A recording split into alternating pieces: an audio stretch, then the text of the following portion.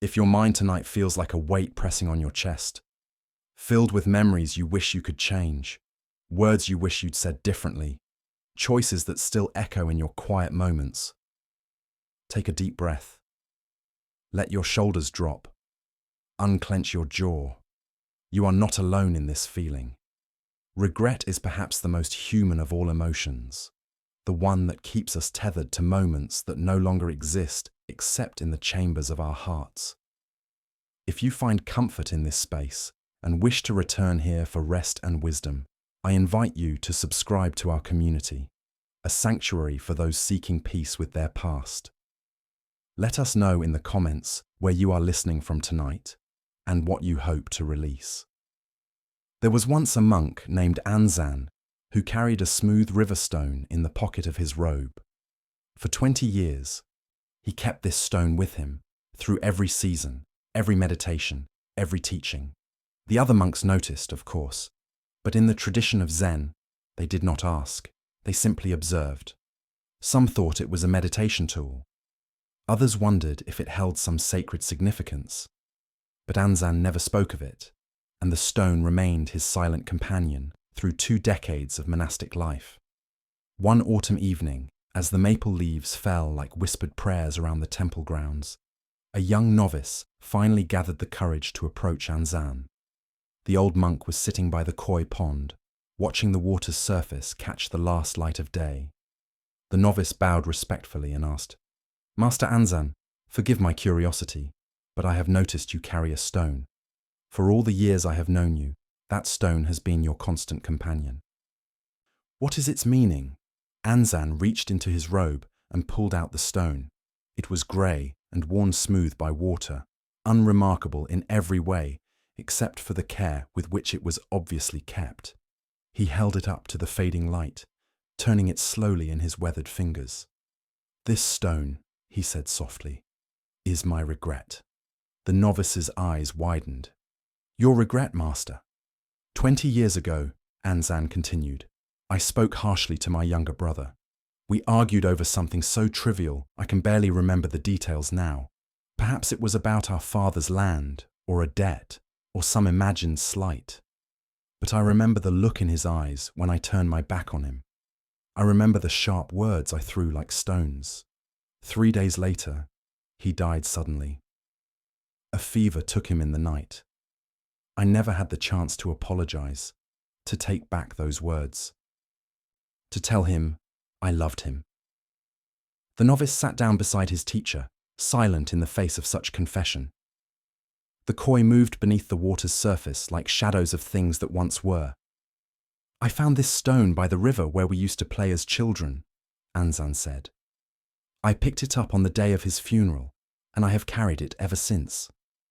Every day I hold this stone and remember my failure. Every day I feel the weight of words I cannot unsay. This stone is my punishment, my reminder, my regret made physical." The novice felt tears forming. "But master, you are known throughout the region for your wisdom and compassion. How can you still carry such pain?" Anzan smiled, but it was a smile tinged with something the novice couldn't quite name. "That is the question I have been asking myself for 20 years. They sat together as darkness gathered around them. The temple bell rang for evening meditation, its sound rolling across the hills like a question searching for its answer. Finally, Anzan stood, his old knees creaking slightly. He walked to the edge of the pond and held the stone out over the water. "For 20 years, I have carried this weight," he said. "I told myself it was honor, that it was love, that it was remembrance. But tonight, speaking to you, I hear my own words as if for the first time. I have been carrying a stone, just a stone. The weight is real, but the burden is one I chose." With a motion, both gentle and decisive, he opened his fingers. The stone fell, breaking the pond's surface with a small splash. Ripples spread outward in perfect circles, distorting the reflection of the rising moon. The koi scattered, then regrouped, continuing their eternal circling. "My brother is not in that stone," Anzan said quietly. My love for him is not in that stone. My guilt is not in that stone. There is only a stone, now at the bottom of a pond, returning to the mud from which all things come and to which all things return. The novice watched his master's face, seeing something shift in the old monk's expression. A lightness, perhaps, or the release of a breath held too long. But master, the novice asked, does this mean we should simply forget those we have wronged? Should we not remember our mistakes? Remember? Anzan turned to face his student. I will remember my brother every day of my life. I will remember the sound of his laugh, the way he threw stones across the river trying to beat my distance, the kindness in his eyes. I will remember our argument too, and the lessons it taught me about the power of words, about the fragility of time, about the importance of speaking love while we still can. But there is a difference between remembering and carrying. There is a difference between learning from the past and living in it. They walked back toward the temple together, the older monk's hand resting briefly on the younger one's shoulder. Regret, Anzan said, is the mind's way of wishing the past were different. But the past is not different. It is exactly what it was. No amount of guilt, no amount of suffering, no amount of carrying stones will change a single moment of what has already been. The only question is this: will we let what was determine what is? Will we let yesterday steal today? Inside the meditation hall, candles flickered in their rows, each flame a small defiance against the dark. The monks gathered in silence, settling onto their cushions with the practiced ease of ritual. Anzan took his place, and for the first time in 20 years, his robe pocket was empty. His hands rested lightly on his knees, and if the other monks noticed any change in him, they gave no sign. But the novice, watching from his place in the back row, saw something different in his teacher's posture. A straightness, perhaps, or simply the absence of a weight that had been carried too long. The Buddha taught that attachment is the root of suffering, but he might have added that regret is attachment to what no longer exists. We cling to our past mistakes with a ferocity that would be admirable if it weren't so destructive. We replay conversations, reimagine decisions, reconstruct moments we think we should have handled differently. We become architects of alternative pasts, building elaborate structures of what if and if only, while the present moment, the only moment we actually possess, slips through our fingers like sand. There is a teaching in the Buddhist tradition about the two arrows. When we experience pain, that is the first arrow, the actual event, the mistake, the loss, the regret. This arrow is unavoidable. Life shoots these arrows at all of us. But then we pick up a second arrow and shoot ourselves with it. This second arrow is our reaction to the first. Our guilt, our shame, our endless rumination, our refusal to let the wound heal. The first arrow hurts. The second arrow is the one that keeps us suffering long after the initial wound has the potential to heal. Consider the story of Meiho, a nun who lived in a small temple on the edge of a village. Meiho had once been married, had once been a mother. She had lived an ordinary life until one winter day when she left her young daughter by the hearth while she went to draw water from the well. She was gone only minutes, but minutes were enough. A log rolled from the fire, catching the edge of a blanket. By the time Meiho returned, the smoke was already thick. She pulled her daughter from the flames, but the child's burns were too severe. 3 days later, cradled in her mother's arms, the little girl died. Meiho's husband, mad with grief, blamed her. The village, in its cruelty, agreed. She was the mother. She should have been more careful. She should have stayed. She should have. The words became her constant companions, whispered behind hands, shouted in her husband's rage, and worst of all, screamed in her own mind during the endless nights that followed. Unable to bear the weight of her community's judgment and her own crushing guilt, Meiho left everything behind. She shaved her head, took vows, and entered a temple far from her village. She thought perhaps in spiritual practice she might find some way to atone, some path to redemption, some method to travel back through time and make a different choice. For years, she was the most dedicated practitioner in the temple. She rose before dawn, meditated longer than anyone, took on the most menial tasks, ate the smallest portions. She was trying, through sheer force of devotion, to earn the right to forgive herself. But forgiveness, she discovered, does not work that way. No amount of self-punishment could bring her daughter back. No degree of spiritual practice could change what had happened.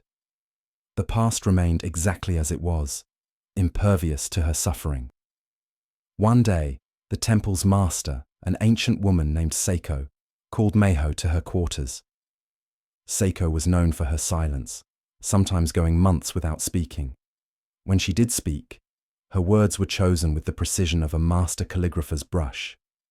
Meiho entered, bowed, and knelt before her teacher, expecting perhaps another meditation instruction, another sutra to copy, another practice to perfect.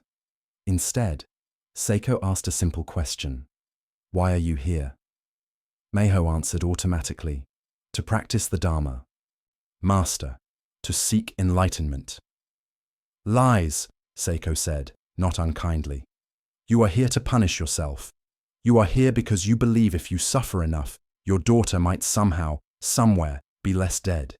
You are here because you are trying to serve a sentence for a crime. But tell me, Meiho, who is the judge? Who determined your sentence? And when precisely will you have suffered enough?" The question struck Meiho like physical blows. Her carefully constructed edifice of penance crumbled. I don't know," she whispered. "Exactly," Seiko said. "You don't know because there is no answer. There is no amount of suffering that balances the scales. There is no judge but yourself, and you have decided on a life sentence. But the Dharma does not teach life sentences, it teaches liberation." Meiho's tears came then, years of them. An ocean held back, finally breaking through its dam. "But I killed her," she sobbed. "My carelessness, my moment of inattention. I killed my own child." Seiko let her cry, offering neither comfort nor contradiction. When the storm of grief finally subsided, the old master spoke again. "Do you think your daughter would want this for you? This half-life of endless penance? Do you think her spirit, wherever it resides, finds peace in your suffering?"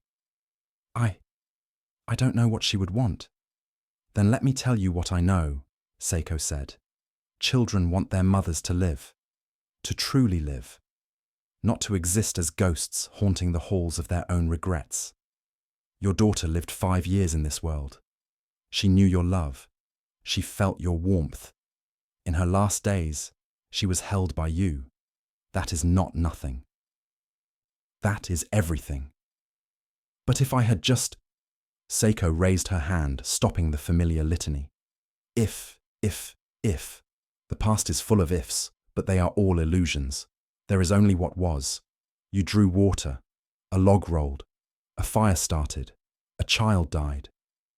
These are facts, as unchangeable as the mountains. Everything else, every should have, every if only, every alternative scenario your mind constructs, is a story you tell yourself.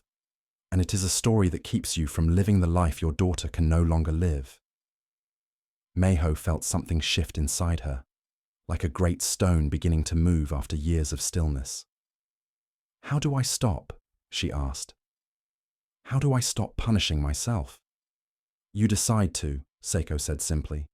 "Forgiveness is not earned, Meiho. It is not a prize given for sufficient suffering. It is a choice, a decision, an act of will. You decide that today you will stop shooting yourself with the second arrow."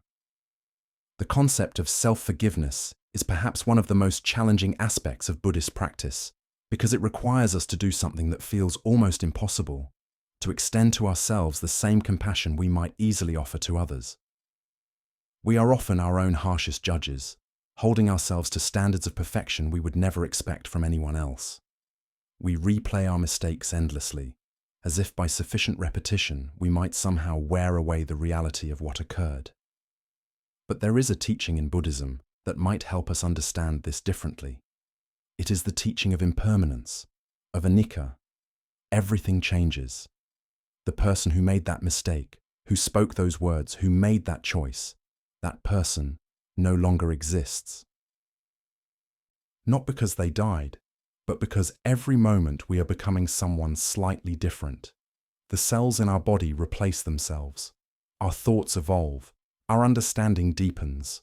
The person we were yesterday is not the person we are today, except in the continuity of memory and identity we create. This is not to absolve us of responsibility. Our actions have consequences, and those consequences ripple outward in ways we cannot always predict or control. But it is to say that clinging to guilt about the actions of someone we no longer are is like holding a grudge against a stranger. We are holding ourselves hostage to a version of ourselves that exists only in the past. There was a man named Ryokan, a poet and Zen monk, who lived much of his life in a small hut on a mountain. Ryokan was known for his gentleness, his love of children, and his terrible handwriting. People would come from distant villages to ask him to write calligraphy for them, and he would oblige, though his characters were known to be among the worst in the region. He didn't care. He wrote with joy, and that joy somehow transferred itself to the paper, despite the technical flaws. One winter, Ryokan received word that his younger brother had fallen into heavy drinking and gambling. The brother had abandoned his family, accumulated enormous debts, and was bringing shame to their clan. The family begged Ryokan to intervene, to use his reputation as a wise monk to talk sense into his brother. Ryokan agreed, though it meant a difficult journey down the mountain in harsh weather. When Ryokan arrived at his brother's house, he found exactly what he expected: disorder, poverty, and a man drowning in his own poor choices. The brother expected a lecture, a scolding, perhaps even disownment. Instead, Ryokan asked if he might stay the night before beginning his journey back to the mountain. The brother agreed, ashamed but unable to refuse. They ate a meager dinner in silence. Ryokan asked no questions about the gambling, the drinking, the abandoned family. He simply sat, present and peaceful, as if visiting the most honored household in the land. When it came time to sleep, Ryokan prepared his bedding near the door. In the morning, as Ryokan prepared to leave, his brother finally broke. "You traveled all this way," he said. "Aren't you going to tell me how disappointed you are? Aren't you going to lecture me about my failures?" Ryokan smiled and began tying his sandals. "The snow is very deep," he said. "Be careful when you walk." "That's it?" his brother said, anger and relief mixing in his voice. "That's all you have to say to me?" Ryokan straightened, adjusting his robe. "What would you have me say? That you have made mistakes? You know this already. That you have caused suffering. This too you know. Should I add my voice to the chorus of judgment that already rings in your ears? Would that help you? Would that change anything?" His brother looked away, tears forming. "I have ruined everything," he whispered. "Yes," Ryokan agreed. "You have made a mess, a considerable mess. And now you have a choice. You can spend your energy defending the mess, or explaining the mess, or feeling guilty about the mess. Or you can begin cleaning it up, not because you will ever make it perfect again. What is broken, but because today is today. And you are still here, and your family is still here, and there is still time to choose differently." "But how can I forgive myself?" his brother asked. "How can I look at what I've done and not hate myself?" Ryokan picked up his traveling staff. "Hate is easy," he said. "Hate requires no courage. Do you know what requires courage? To look at your mistakes clearly, without flinching, and then to choose to love yourself anyway. Not because you are perfect, but because you are alive, because you are learning, because you are capable of change. To forgive yourself is not to say what you did was acceptable. It is to say you are not defined forever by your worst moments. He paused at the door, looking back at his brother. The snow is very deep, he repeated. Each step you take will be difficult. But here is what I know about snow. It covers everything equally. It does not distinguish between the worthy and unworthy ground. And when spring comes, the snow melts, and what was buried emerges into new light. This is the nature of time. This is the nature of change. The question is whether you will be there to see the spring, or whether you will remain frozen in the winter of your own judgment. After Ryokan left, his brother sat for a long time in the cold house. The monk's words circled in his mind like birds searching for a place to land. For years, he had been trapped in a cycle. Make a mistake, feel terrible, try to numb the feeling, make more mistakes, feel worse. The guilt had become its own addiction, a familiar pain more comfortable than the uncertainty of trying to change. But Ryokan had offered something different. Not absolution. His mistakes were still his mistakes, their consequences still real. But permission, perhaps, to stop using those mistakes as a reason to keep making more. In Buddhist psychology, there is recognition of what are called the 5 hindrances, obstacles that block our progress toward clarity and peace. One of these hindrances is vyapada, often translated as ill will or aversion. We typically think of this as directed outward, as anger or hatred toward others. But one of the most destructive forms of ill will is that which we direct toward ourselves. Self-hatred, self-judgment, self-condemnation. These are forms of aversion that keep us trapped in suffering just as surely as hatred of others does.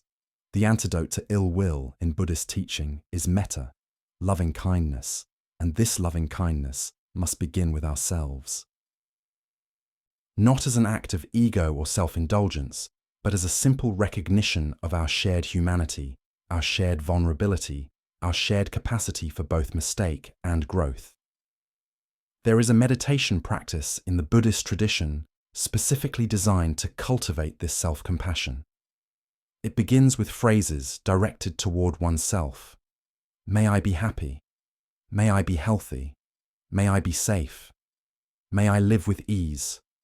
For many people, especially those carrying deep regret, these phrases are among the most difficult words they will ever speak. To wish ourselves well feels like betrayal, as if by accepting our own goodness, we somehow minimize the harm we've caused.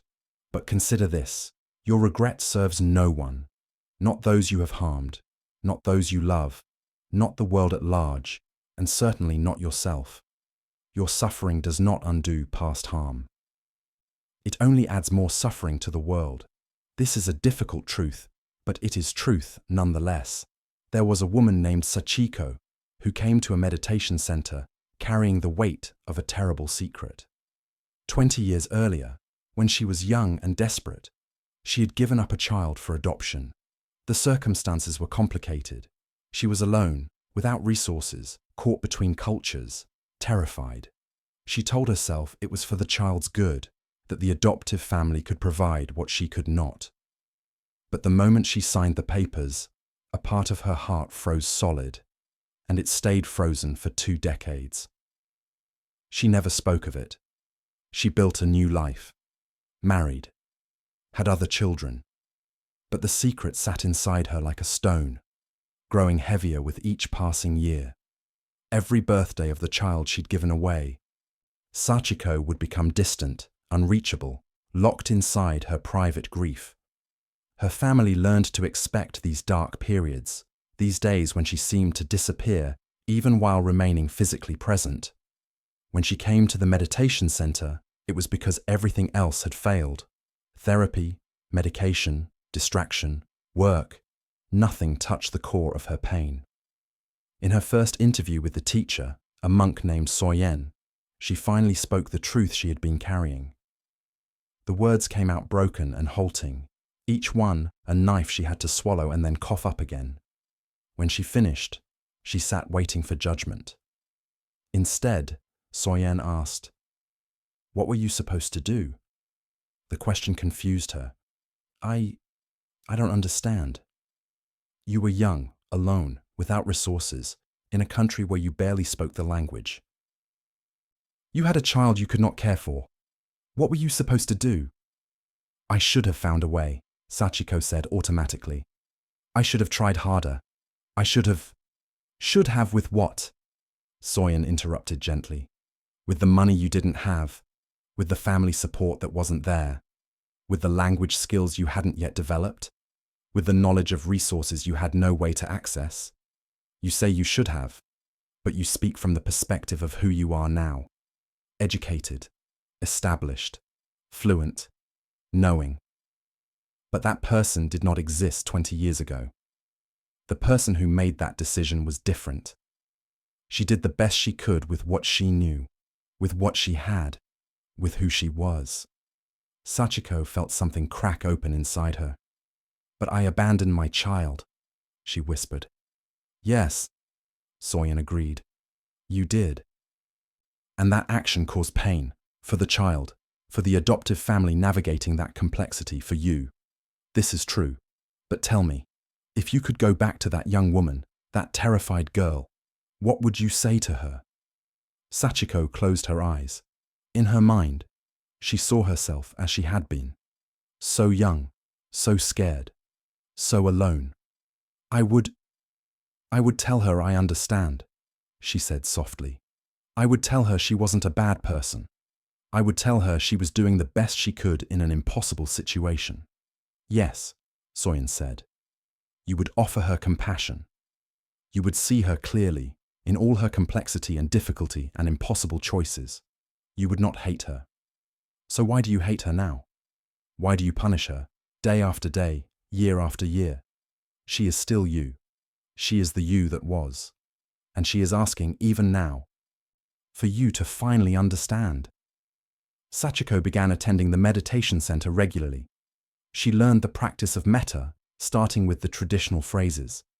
But she found she could not yet say, "May I be happy," to herself. The words stuck in her throat like stones. So Soyen adjusted the practice. Begin smaller, he suggested. Begin with, "May I be safe from my own judgment. That is enough for now." Even this was difficult. For weeks, Sachiko sat on her cushion, trying to generate even the smallest warmth toward herself and finding only the familiar cold. But she persisted because there was nothing else left to try. Slowly, imperceptibly, something began to shift. It was not dramatic. There was no moment of sudden enlightenment. But gradually, she found she could sit with herself without quite so much hatred. She could think about that young girl she had been without immediately drowning in guilt. One day, during a meditation retreat, Sachiko had what practitioners call an insight. She suddenly saw clearly that all these years she had been punishing herself as a way of protecting herself. If she hated herself enough, if she judged herself harshly enough, then maybe she could preempt the judgment she feared from others. Maybe she could control the narrative. Maybe she could earn, through sufficient suffering, the right to exist, despite her mistake. But it hadn't worked. The protection she thought she was building was actually a prison. And the sentence she was serving had no end date, because she was both the prisoner and the judge, locked together in a cell of her own making. In the Dhammapada, one of the oldest Buddhist texts, there is a verse that reads, "Whoever has done harmful actions but later covers them with good is as radiant as the moon freed from clouds." This teaching does not suggest that good deeds erase bad ones, as if karma were a simple accounting ledger.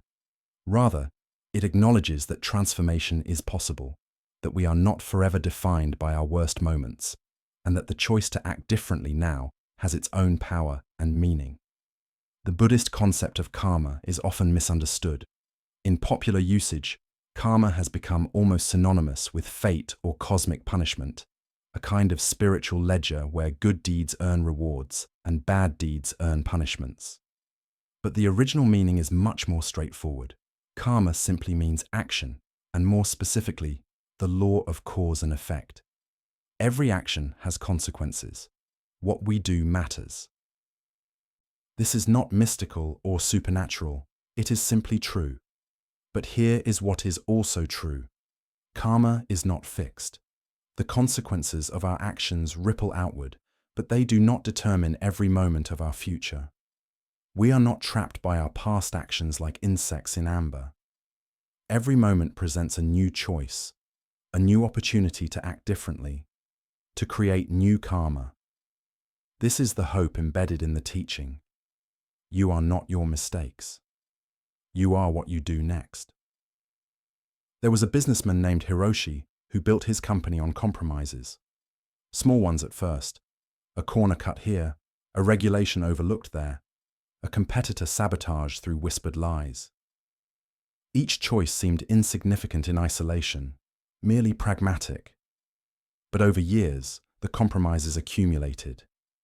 His company grew wealthy, and Hiroshi grew wealthy with it. But the foundation was poisoned. When the truth eventually emerged, as truth has a habit of doing, the consequences were severe. Criminal charges, bankruptcy, public disgrace. Hiroshi lost everything. His company, his reputation, his wife who could not weather the shame, his adult children who changed their names to escape association. He was convicted, served 3 years in prison, and emerged into a world that had forgotten him except as a cautionary tale. He was 62 years old. He had no money, no prospects, no family willing to speak to him. Most people in his position might have given up, might have decided their life was effectively over. But something happened to Hiroshi in prison. In the absence of distraction, in the forced stillness of confinement, he was left alone with himself for perhaps the first time in his life. And he found he did not like what he saw. A prison chaplain, a woman who practiced Buddhism, introduced him to meditation. Hiroshi was skeptical. Meditation seemed like something for hippies and monks, not for disgraced businessmen. But he had nothing but time, so he tried it. At first, sitting still was torture. His mind was a chaos of regret, resentment, self-pity, and rage. Every meditation session was a confrontation with the wreckage of his life. But gradually, very gradually, something shifted. The thoughts were still there, the regrets, the if-onlys, the should-haves, but they began to feel less solid, less absolutely true. They were thoughts, not facts. They were stories he was telling himself, not objective reality. This distinction changed everything. By the time Hiroshi was released, he had developed a regular meditation practice. He also had a plan, though it was modest almost to the point of absurdity. He would spend the rest of his life trying to repay what he had taken. Not financially, that was impossible. He had nothing, but in other ways. He began volunteering at a homeless shelter, then at a program that helped former prisoners reintegrate into society. He lived in a single room, worked odd jobs for basic expenses, and gave his time freely to those who needed it most. He did not do this to earn redemption. He understood, after much painful reflection, that redemption was not something one earned. Some of the people he had harmed would never forgive him, and that was their right.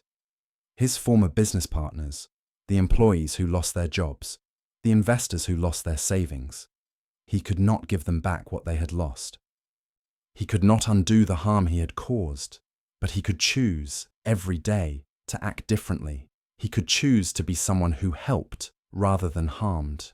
Not because it would erase the past, but because today was today, and it required something of him. One evening, about 5 years after his release, Hiroshi was at the shelter helping serve dinner when a young man approached him. The young man's face was vaguely familiar, though Hiroshi could not place it. The young man studied him for a long moment, then said, "You're Hiroshi Nakamura." It was not a question. Hiroshi nodded, bracing himself for whatever was coming. Recognition was rarely pleasant. "My father worked for your company," the young man said. "He was one of your engineers. When the company collapsed, He lost everything: his pension, his savings. He had a heart attack from the stress. He survived, but he was never the same. Hiroshi felt the familiar weight settle over him. "I am sorry," he said quietly. "I know those words are inadequate, but I am truly sorry for the harm I caused." The young man was silent for a moment. Then he said something unexpected. "I've been watching you. I come here once a week to volunteer, and I've seen you here every time. At first I thought maybe you were doing it for show, for publicity. But there's never any publicity. You're just here, helping." Hiroshi didn't know what to say. He had not been expecting this. "I don't forgive you," the young man continued. "I'm not sure I can. What you did to my father, to all those families, it was wrong. But I also see that you're trying to be different. And I think my father would say that matters. Not that it fixes anything, but that it matters." They stood together in the noise and bustle of the shelter, two men connected by the painful threads of the past.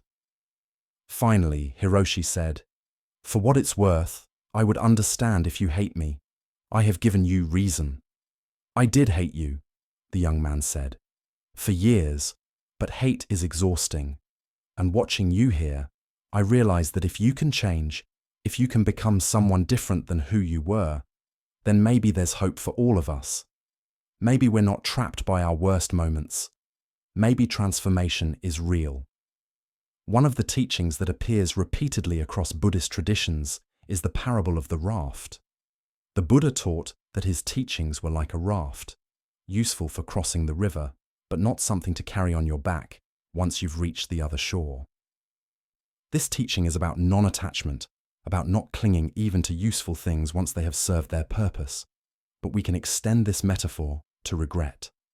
Our past mistakes, our regrets, our guilt, these too are like rafts. They may have served a purpose once. Perhaps they taught us something about our values, about the importance of our actions, about our capacity to cause harm. That lesson is valuable. It is worth learning.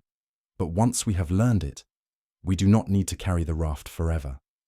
We do not need to let our past mistakes become our identity, our prison, our perpetual punishment. Letting go of regret is not the same as forgetting. It is not the same as dismissing our responsibility or minimizing the harm we may have caused. It is simply recognizing that continuing to suffer does not help anyone, and that we have the right, indeed, the responsibility, to live fully in the present moment.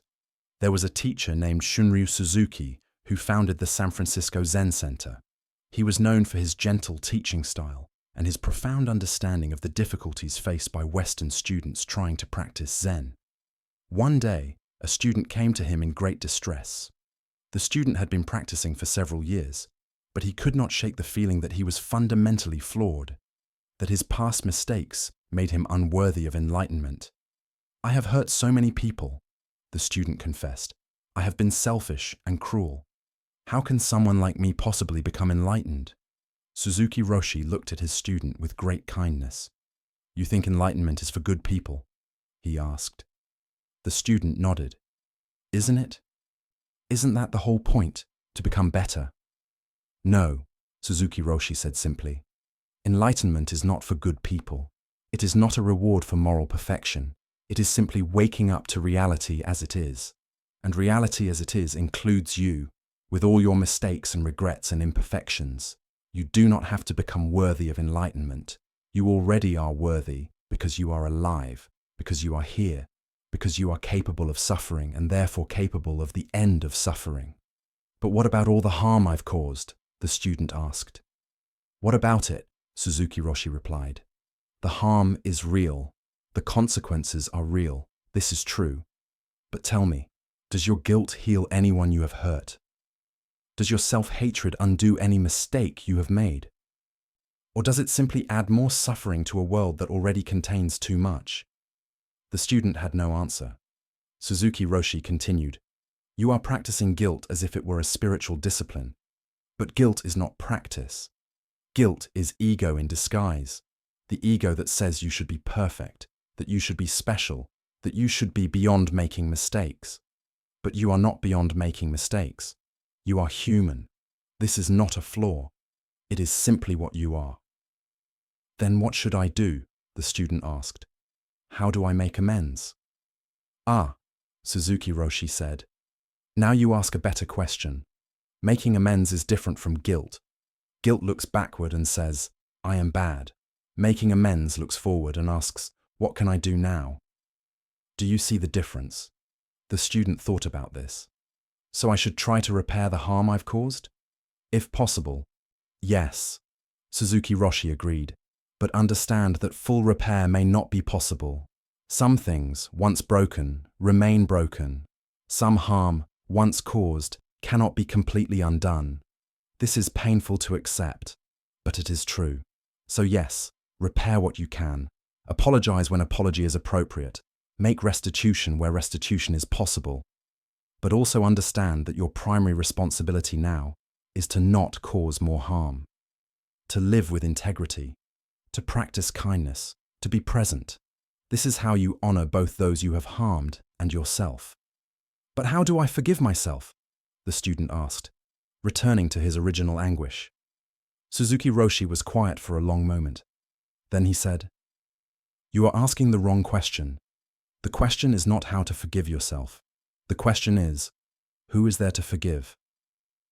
When you sit in meditation and observe your thoughts carefully, can you find a solid, permanent self? Or do you find only a flowing stream of thoughts, feelings, sensations, constantly changing? The person who made those mistakes, do they still exist? Or have they become someone else? Someone who has learned? Someone who has changed? He leaned forward, his eyes kind but intense. You are holding yourself to account for actions committed by someone who no longer exists. That young, foolish, hurtful person. Where are they? Can you find them in this present moment? Or is there only you, here, now, a person who has learned from pain and is trying to live differently? The student felt something loosen in his chest. So I should just let it go? Not let it go, Suzuki Roshi corrected. Let it be. The past is already gone. You do not need to let it go because it is not here. What is here is your memory of it, your story about it, your judgment of it. And yes, those things you can let go. Not by force, not by saying, I should not think about this. But by seeing them clearly, as thoughts, as stories, as constructions of your mind, and then choosing not to believe them completely. He gestured to the meditation hall around them. This is why we practice. Not to become perfect, not to become so pure that we never make mistakes, but to see clearly, to see thoughts as thoughts, to see stories as stories, to see the difference between what actually is and what we tell ourselves about what is. When you can do this, forgiveness is not something you achieve. It is simply what remains when you stop punishing yourself for being human.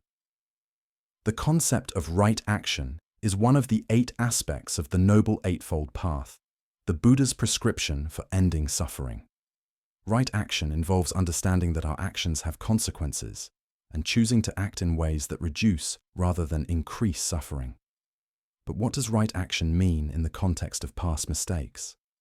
How do we act rightly regarding wrongs we have already committed? The answer lies in understanding that right action is always present tense. We cannot go back and act differently in the past. That opportunity is gone. But we can act rightly now. Right action. Regarding past mistakes means acknowledging them honestly, learning from them, making amends where possible, and then choosing to act with greater wisdom going forward. There is a story from the Thai forest tradition about a monk named Khao Suan Luang, who was known for his strict discipline and harsh self-judgment. As a young man, before ordaining, he had been a soldier. During a village raid, in the chaos and fear of combat, he had killed a young man, barely more than a boy. The image of that boy's face haunted him for decades. When he became a monk, Cao Xuan Luang took on the most austere practices. He lived in the forest, ate one meal a day, meditated for hours, and refused any comfort. Other monks admired his dedication, but his teacher, Ajahn Mahabua, saw something different. He saw a man using spiritual practice as self-punishment, trying to pay a debt that could never be paid. One day, Ajahn Mahabua called Cao Xuan Luang to him. "You have been a monk for 15 years, the teacher said. In that time, you have been more disciplined than almost anyone else in this monastery. Yet I see no peace in you. Why is that?" Cao Xuan Luang bowed his head. "I carry a great sin, teacher. I killed a man when I was young. How can I find peace with such a burden?" Ajahn Mahabua nodded slowly. "And do you think the boy you killed finds peace in your suffering?" The question was like a slap. Cao Xuan Luang looked up, confused. I don't understand.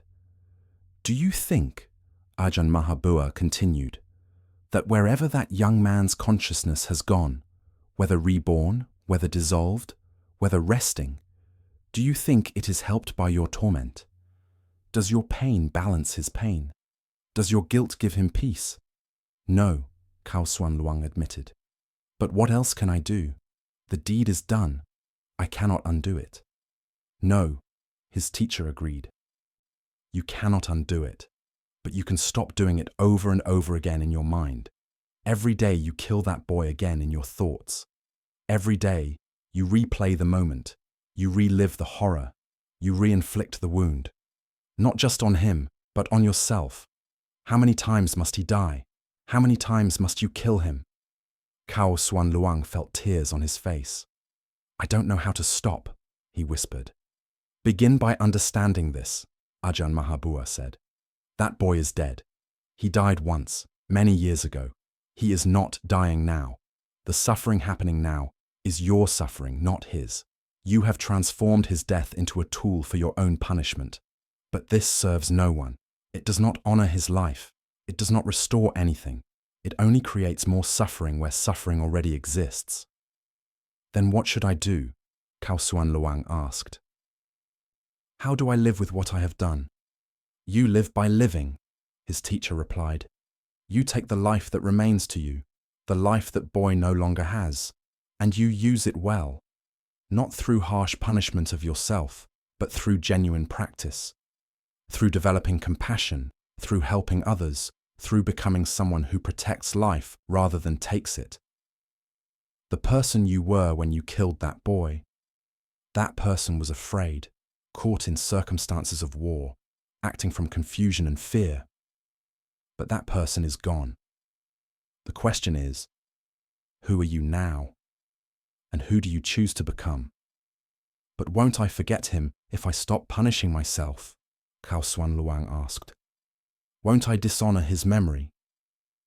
There is a difference, Ajahn Mahabua said, between remembering and ruminating. Remembering is acknowledging what happened, learning from it, allowing it to inform how you live. Ruminating is replaying it endlessly, torturing yourself with it, using it as a barrier to living fully.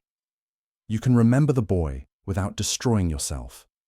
In fact, the best way to honor him is to take the lessons from his death, the precious nature of life, the terrible cost of violence, the importance of acting from clarity rather than fear, and let those lessons shape you into a better person.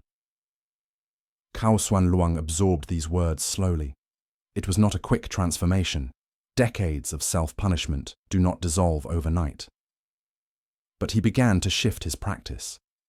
Instead of using meditation as a form of self-flagellation, he began to use it as his teacher suggested, to develop genuine compassion, including compassion for himself.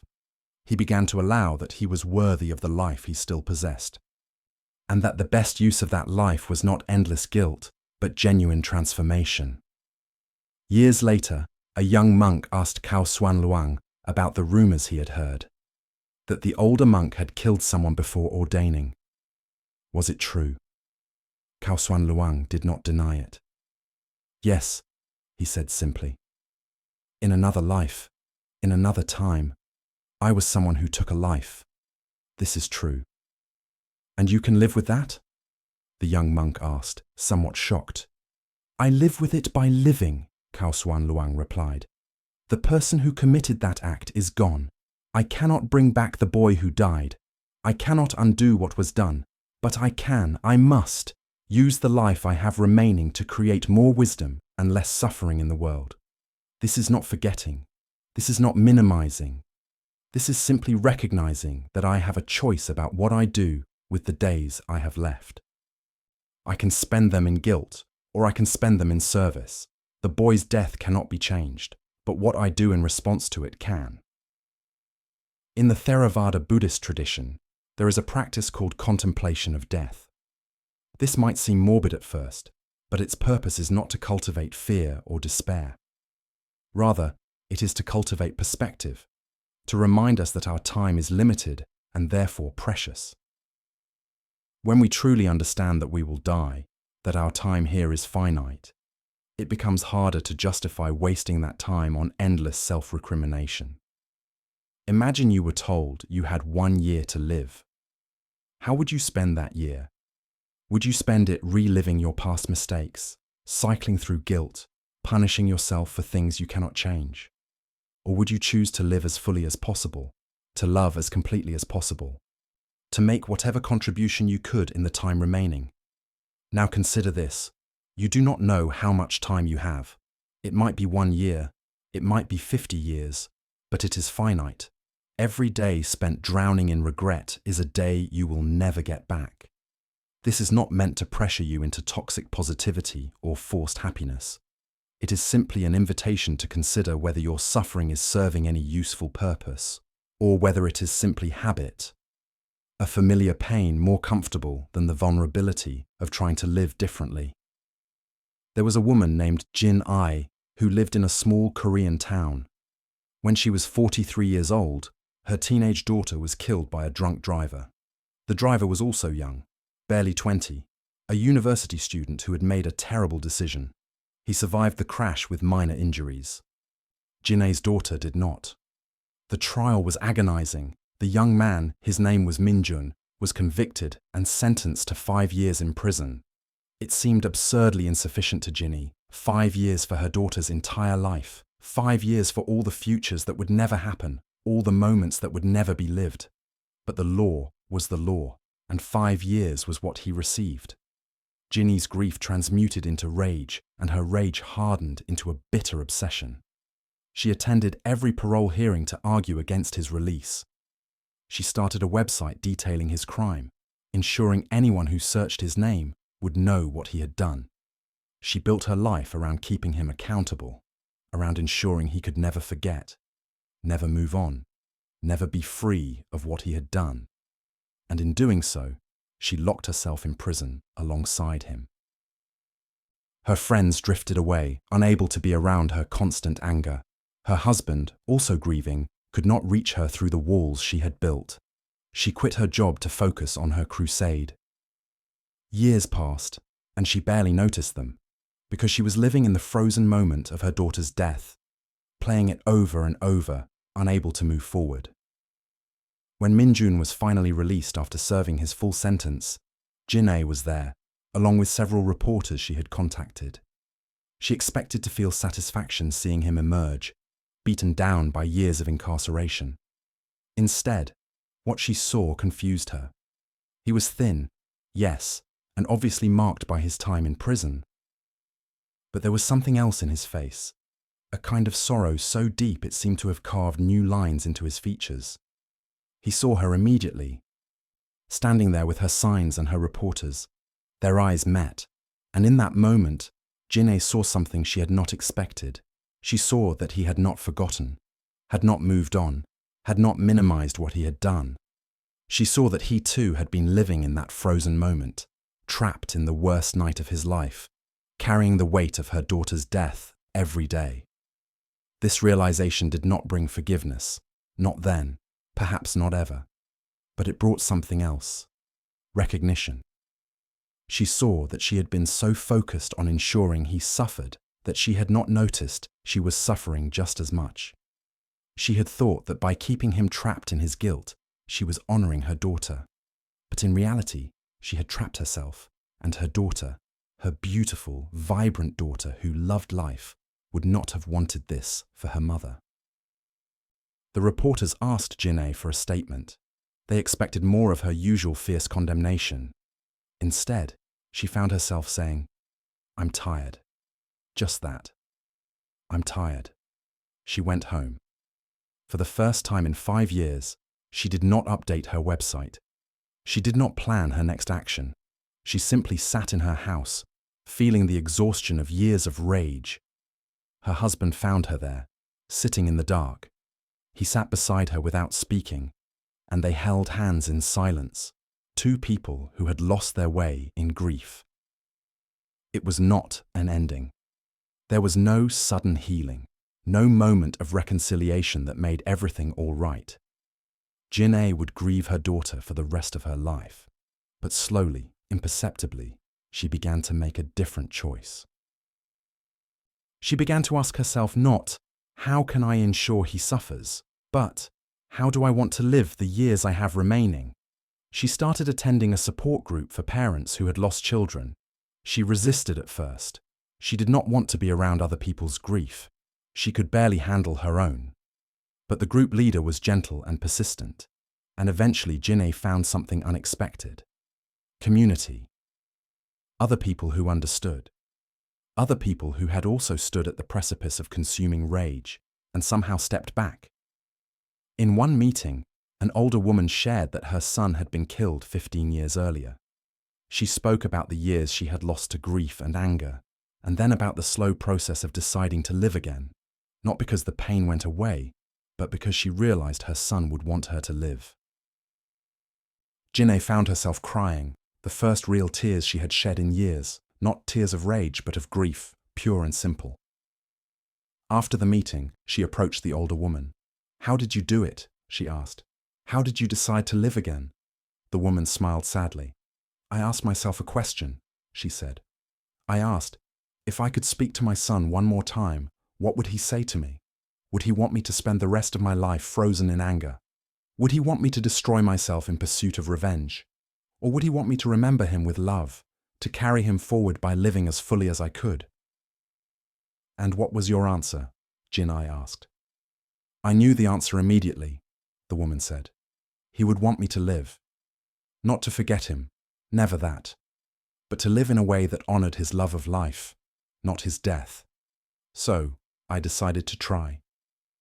Not all at once, just one day at a time. Some days I failed, but I kept trying. And slowly, life became possible again." The Buddhist teaching of dependent origination, or pratityasamutpada, tells us that everything arises from causes and conditions. Nothing exists in isolation. Nothing is entirely self-caused. This teaching has profound implications for how we understand our own mistakes and regrets. The person who made that choice, who spoke those words, who committed that act, they did not spring into being fully formed. They were shaped by countless causes and conditions, their upbringing, their circumstances, their knowledge at the time, their emotional state, their fears and hopes and misunderstandings.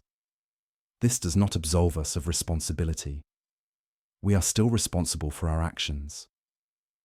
But it does invite us to see our mistakes with more complexity, to understand that the causes of our actions extend far beyond our individual will. We are not isolated agents acting in a vacuum. We are interconnected beings, shaped by forces we only partially understand and control. When we can see this clearly, our relationship to regret shifts. We can acknowledge our part in causing harm, while also recognizing that we were not entirely in control, that we were acting from a limited understanding, that we were ourselves shaped by suffering and confusion. This is not an excuse. It is simply a more complete picture of reality. There was a therapist named Rachel who specialized in working with people carrying deep shame and regret. Many of her clients had committed serious harms. Some had been violent, some had been negligent. Some had made choices in addiction that destroyed families. They came to her because they could not live with themselves. because the weight of what they had done felt unbearable. Rachel had developed an exercise she used with many of these clients. She called it the chain of causes. She would ask them to describe their regret in detail, and then to work backwards through all the causes and conditions that led to that moment. What were they feeling just before? What had happened earlier that day? What was happening in their life at that time? What about their childhood prepared them for that moment? What about their parents' lives, their grandparents? At first, clients usually resisted this exercise. It felt like making excuses, like trying to dodge responsibility. But Rachel would gently persist. And slowly a picture would emerge, not of an evil person choosing evil, but of a complex human being shaped by suffering, making a choice from within a web of pain and confusion. One client, a man named Marcus, had driven drunk and caused an accident that left another driver paralyzed. He came to Rachel because he was actively suicidal, unable to see any way forward from what he had done. In their sessions, Rachel asked him to trace back the chain of causes. "I chose to drive," Marcus said. "That's what matters. I knew I was drunk, and I drove anyway." "Yes," Rachel agreed. "That is what matters. And you were drunk because I was at a bar, drinking, obviously. And you were at a bar because..." Marcus was quiet for a moment. "Because I had just been fired. I was angry and scared, and I wanted to, I don't know, drown it out." "And you had been fired because I'd been showing up late, messing up projects. I wasn't handling stress well. And you weren't handling stress well because..." Marcus started to see where this was going. "Because my father had just died, and I was a mess. I didn't know how to deal with it. He and I had a complicated relationship. There was a lot of unresolved stuff." They continued tracing backward, to Marcus's childhood, to his father's alcoholism, to his grandmother's untreated depression, to poverty and trauma, and patterns passed down through generations. By the end, they had a picture of someone who had made a terrible choice, yes, but who had made it from within a life shaped by forces beyond his control. "Does this mean I'm not responsible?" Marcus asked. And Rachel could hear both hope and fear in his voice. "No," Rachel said firmly. "You are still responsible. You made a choice that harmed someone terribly. That is real. But you are also not a monster.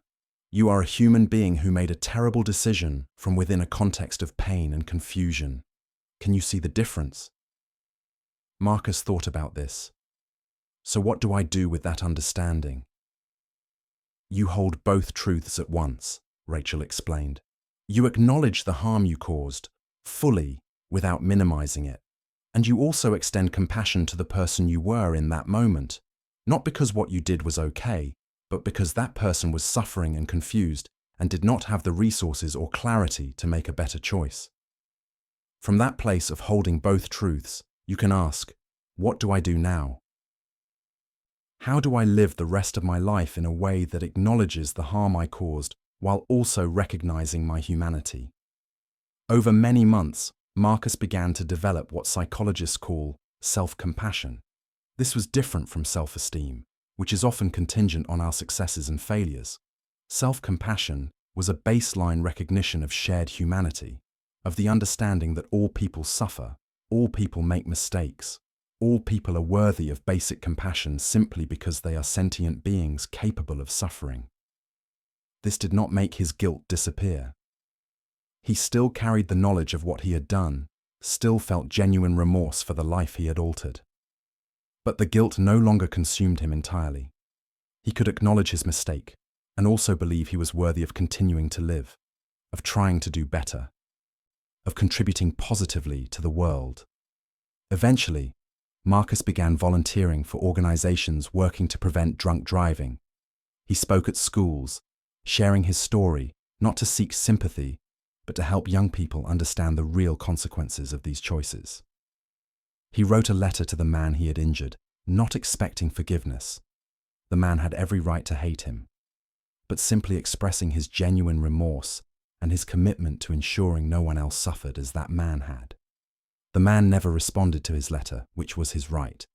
But Marcus's life began to have meaning again. Not the same meaning it had before, that life was gone, ended by his choice to drive drunk, but a new meaning, built on the foundation of acknowledging his mistakes, learning from them, and choosing to act differently going forward. One of the most powerful teachings in Buddhist philosophy is the concept of beginner's mind, or shoshin. This is the practice of approaching each moment with freshness, without the overlay of fixed ideas and expectations. In Zen, there is a saying, "In the beginner's mind there are many possibilities, but in the expert's mind there are few."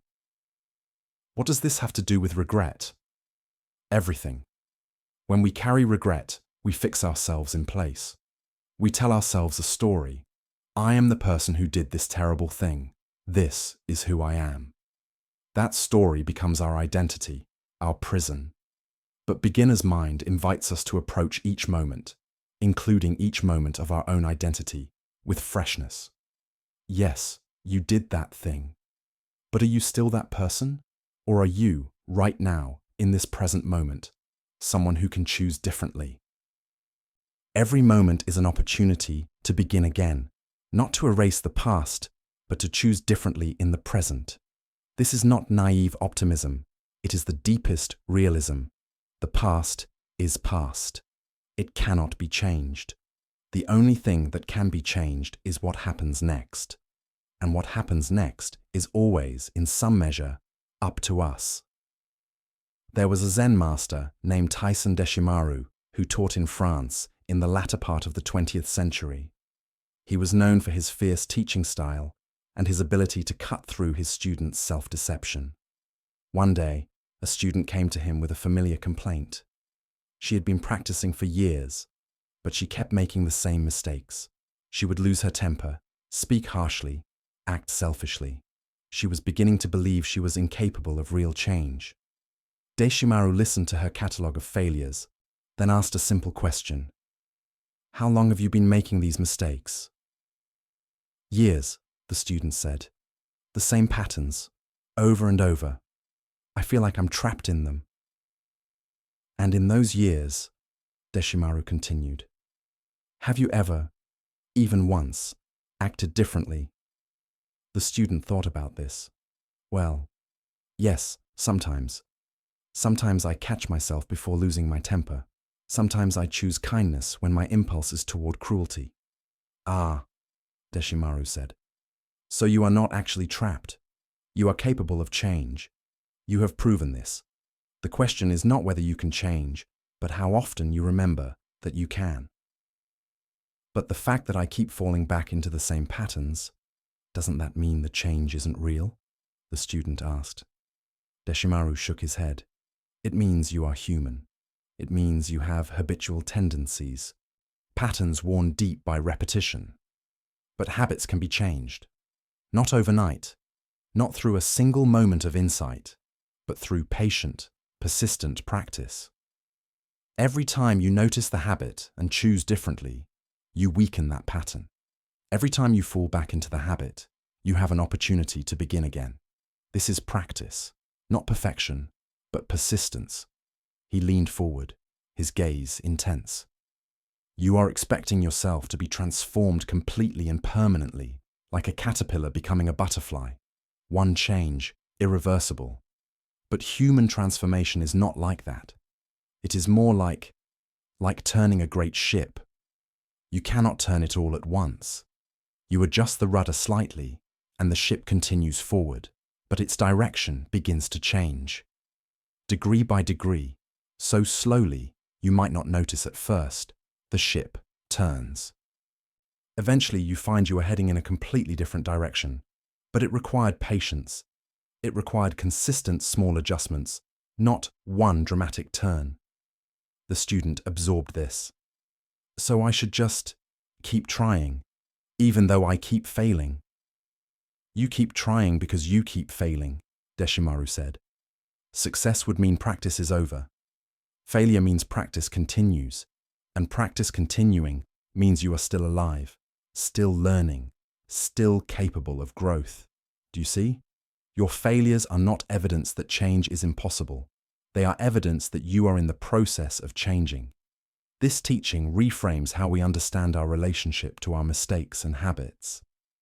We often see repeated patterns as evidence that we cannot change, that we are fundamentally flawed. But from a Buddhist perspective, the very fact that we are aware of our patterns, that we keep trying despite repeated failures, is itself progress. The awareness is the first step. The intention to change is the second step.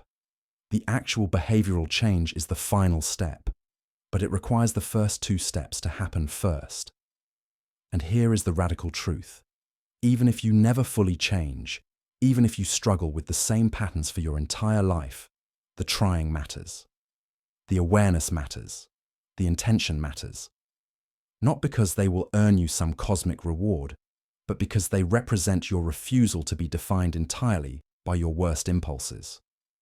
They represent your commitment to something beyond your immediate reaction, your immediate comfort, your immediate habit. There was another student of Deshimaru's, a man who had done significant harm to others through his actions during wartime. He had come to Zen practice carrying enormous guilt, and even after years of practice, the guilt remained. He approached Deshimaru in despair. "Master, I have practiced for 10 years. I meditate every day. I follow the precepts as best I can. But I still feel the weight of what I did. When does the guilt go away?" Deshimaru was quiet for a long time. Then he said, "Perhaps it doesn't go away completely. Perhaps that weight is part of what keeps you practicing, keeps you trying to live differently. The question is not whether the guilt goes away, but whether you can carry it without being crushed by it, whether you can acknowledge what you did, feel genuine remorse, and still choose to live fully. Can you do that?" The student thought about this radical possibility, that perhaps full release from guilt was not the goal. Perhaps the goal was to live well even in the presence of guilt, to transform guilt from a paralyzing force into a motivating one. "I don't know if I can," he admitted. "Then find out," Deshimaru said. "That is your practice.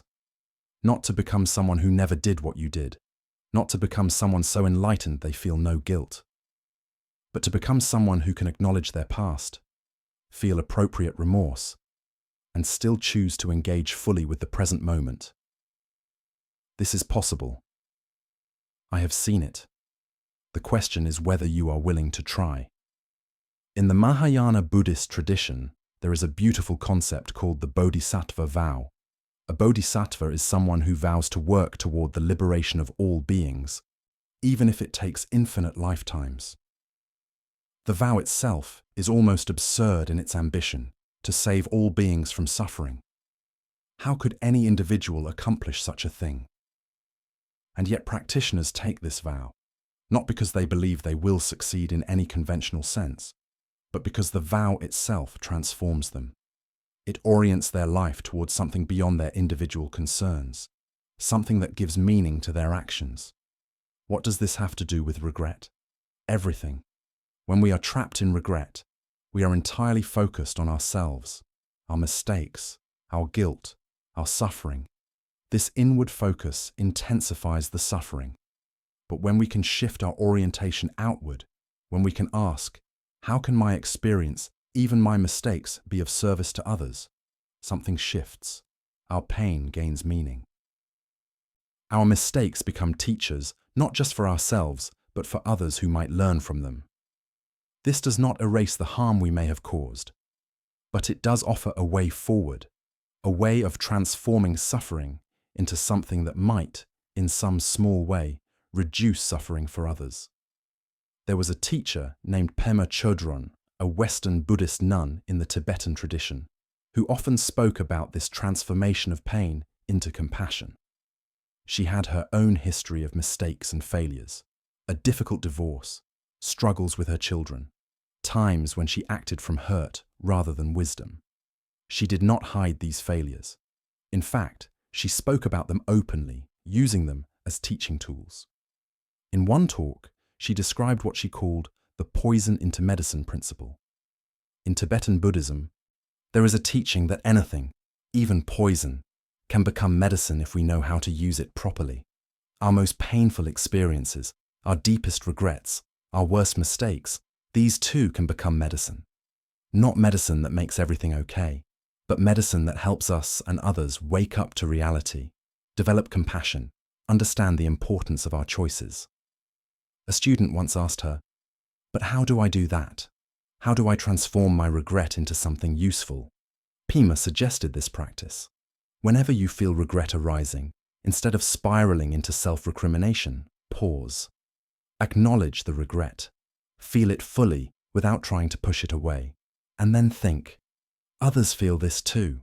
I am not alone in this experience of regret, of having made mistakes, of having caused harm. This pain I feel connects me to the vast web of human suffering. Then, from that place of connection, generate the intention. May my experience of this pain help me understand others who are suffering. May my mistakes teach me to be more compassionate toward others who make mistakes. May I transform this suffering into wisdom that helps not just me, but everyone I encounter.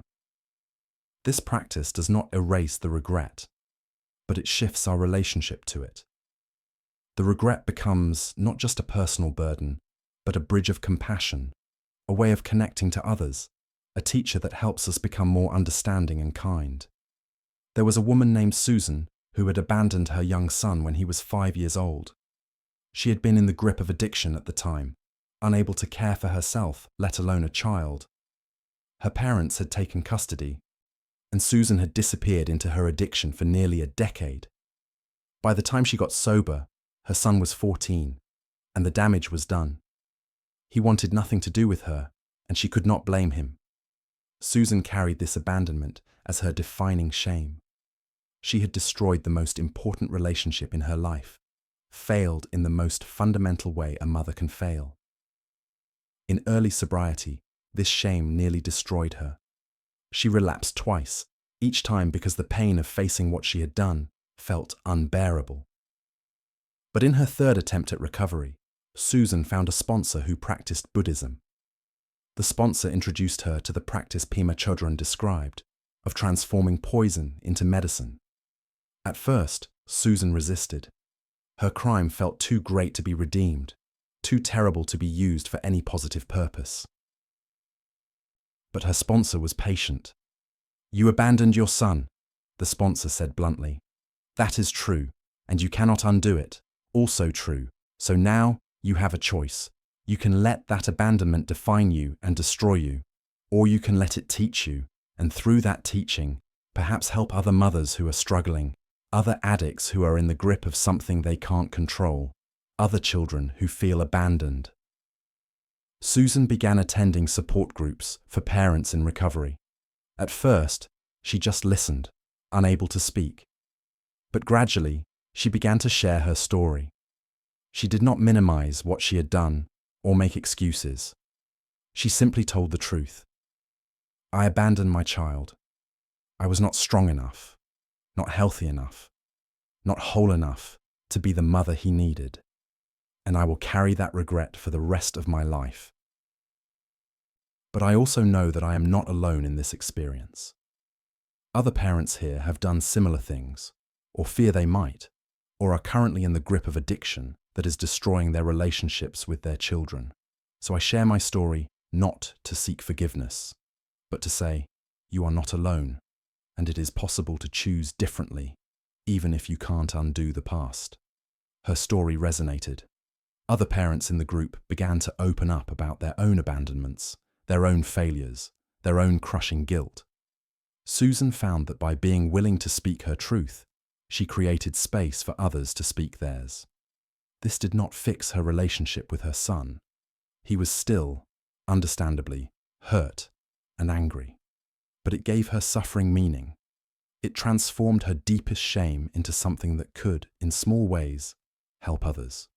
Years later, when Susan's son was in his 20s, he reached out to her for the first time since childhood.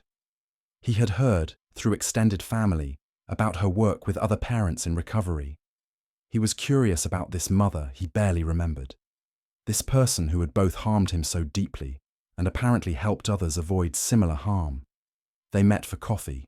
It was awkward, stilted, heavy with years of pain and absence. Susan did not ask for forgiveness. She simply said, "I am sorry. What I did to you was wrong. There is no excuse. If you want to have some form of relationship, I am open to that. If you don't, I understand completely. Either way, I want you to know. I carry what I did to you every day, and I have tried to transform that pain into something that might help others, because I cannot give you back your childhood, but I can try to prevent other children from experiencing what you experienced." Her son listened. He was quiet for a long time. Finally, he said, "I don't know if I can forgive you, but I respect what you've done with your life since getting sober, and maybe we could try to know each other. Not as mother and son, I don't know if we'll ever have that, but as two people trying to make sense of a difficult history. It was not a fairy tale ending, but it was something. A small crack in the wall of pain that had separated them, and it happened in part because Susan had been willing to transform her deepest regret into service, into connection, into medicine that might help others heal. The teaching of metta, or loving kindness, is central to many Buddhist traditions. The practice involves systematically cultivating feelings of goodwill toward ourselves and others. Traditionally, it begins with ourselves. May I be happy, may I be healthy, may I be safe, may I live with ease. Then it extends outward to loved ones, to neutral people, to difficult people, and finally to all beings everywhere. But for many people carrying deep regret, the first step, extending loving kindness to oneself, is the most challenging. It can feel impossible, even obscene, to wish ourselves well when we believe we have caused significant harm. We feel we do not deserve kindness, even from ourselves. We feel that to wish ourselves well is to minimize the harm we've caused, to let ourselves off the hook. But this is a misunderstanding of what metta practice is for. Metta is not a reward for good behavior. It is not contingent on our worthiness. It is a practice of recognizing the basic humanity in all beings, including ourselves. It is based on the understanding that all beings, without exception, want to be happy and free from suffering. This includes us, even when we've made terrible mistakes, even when we carry deep regret. We still, fundamentally, want to be happy and free from suffering. Denying ourselves kindness does not help those we have harmed. It does not undo any damage. It only adds more suffering to a world already full of suffering. And from a Buddhist perspective, this additional suffering serves no purpose. There was a meditation teacher named Tara Brach, who worked extensively with people carrying shame and self-hatred. She noticed a pattern. Many of her students could feel genuine compassion for others, for strangers, for people who had harmed them, even for people who had committed terrible acts. But they could not extend that same compassion to themselves. For themselves, there was only harsh judgment, only a sense of being fundamentally flawed and unworthy. Tara developed a practice she called RAIN: recognize, allow, investigate, nurture. When feelings of regret or self-judgment arise, the practice is to first recognize them. This is regret, this is self-judgment. Then allow them. Don't try to push them away. Don't try to fix them. Just let them be present. Then investigate them. Where do you feel this in your body? What beliefs underlie these feelings? What are you afraid might happen if you let go of this self-judgment? And finally, nurture. Offer yourself the same kindness you would offer a dear friend who was suffering. One of Tara's students, a man named David, had spent years unable to forgive himself for his failures as a father. He had been absent during his children's early years, consumed by work and his own ambitions. By the time he realized what he had missed, his children were grown and distant. The relationship damage was profound. David's regret was all-consuming. He would lie awake at night, replaying moments he had missed, imagining the father he should have been. Tara taught him the RAIN practice. When regret arose, David learned to recognize it. This is regret. This is the familiar pain. Then allow it. Rather than trying to distract himself or push it away, he would simply acknowledge its presence. Then investigate. He began to notice that the regret lived in his chest as a physical tightness. That underneath it was a belief that he was fundamentally defective, that his greatest fear was that his children would never forgive him and he would die alone. But the final step, nurture, was where David struggled. Tara suggested he imagine his regret as a small child, scared and hurting. Could he offer that child kindness? Could he say to that part of himself, "I see you. I see how much you're hurting. I'm sorry you're in such pain." At first, David could not. The very thought felt like betrayal, like he would be comforting the person who had caused the harm. But Tara gently pointed out, he was not two separate people. The David who had been absent from his children's lives and the David who now felt such regret were the same person. By withholding compassion from himself, he was only ensuring his own continued suffering. And that suffering did not help his children. It did not undo his absence. It only guaranteed he would remain stuck in the past, unable to be fully present now. Slowly, painfully, David began to practice self-compassion.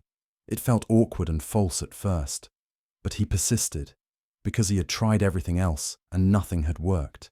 He began to notice that on days when he was gentler with himself, he was actually more able to reach out to his children, to be present in their lives now. The self-punishment had been creating a barrier. He felt so bad about himself that he could barely function, let alone build new relationships with his adult children. As his self-compassion grew, something unexpected happened. His children began to respond differently to him. They had always felt his self-hatred, his desperate need for their forgiveness, and it had pushed them away. But as David became more at peace with himself, as he stopped needing their forgiveness to feel okay, they became more open to connection. It was as if his self-acceptance gave them permission to accept him too. This is a paradox of forgiveness. When we stop desperately needing it, we often become more likely to receive it. When we can be okay even without external absolution, others sense that we've done the internal work and they feel safer engaging with us. There is a sutra in the Mahayana tradition called the Sutra of the Wise and the Foolish that contains a story about a man who commits a terrible crime. He kills his own mother in a moment of rage. Immediately after, he is overcome with remorse so profound that he becomes catatonic with guilt. He cannot eat, cannot sleep, cannot function. He is certain he is destined for the lowest hell realms. But when he encounters the Buddha, instead of condemning him, the Buddha tells him something surprising. The fact that you feel remorse, that you understand the gravity of what you've done, is itself the beginning of purification. The person who commits harm and feels no remorse, that person is in danger. But you, who are crushed by the weight of your action, who understand deeply what you have done, you have already begun to transform. The Buddha did not say the man's crime was okay. He did not minimize the harm, but he distinguished between the act and the person, between the mistake and the possibility of transformation. This distinction is crucial. We are not our worst actions. We are beings capable of both great harm and great good, and our past does not entirely determine our future. The teaching continues. The Buddha gives the man practices for purification, confession, making amends where possible, cultivating virtue, meditation. But the foundation of all these practices is the recognition that transformation is possible, that we are not forever defined by our worst moments. In contemporary psychology, there is research that supports this ancient Buddhist insight. Studies show that people who are able to separate their identity from their actions, who can say, "I did something bad," rather than "I am bad," are more likely to change their behavior. The guilt that says, "I did something wrong," can be motivating, can inspire us to make amends and act differently. But the shame that says, "I am wrong," is paralyzing. leading to more destructive behavior or to giving up entirely. This is why the Buddhist emphasis on seeing clearly is so important. See clearly what you did. Acknowledge it fully. Do not minimize or excuse it, but also see clearly that you are not identical with that action, that you are a complex being with the capacity for change, and that this present moment offers the opportunity to choose differently. There was a prison chaplain, a Buddhist priest named Kusala, who worked in a maximum security facility. Many of the men he worked with had committed serious violent crimes. They were serving long sentences, sometimes life without parole. For many of them, the weight of their actions was crushing. They saw themselves as monsters, as fundamentally different from good people, as beyond redemption. Kusala's approach was not to deny what they had done, but to help them see a more complete picture of who they were.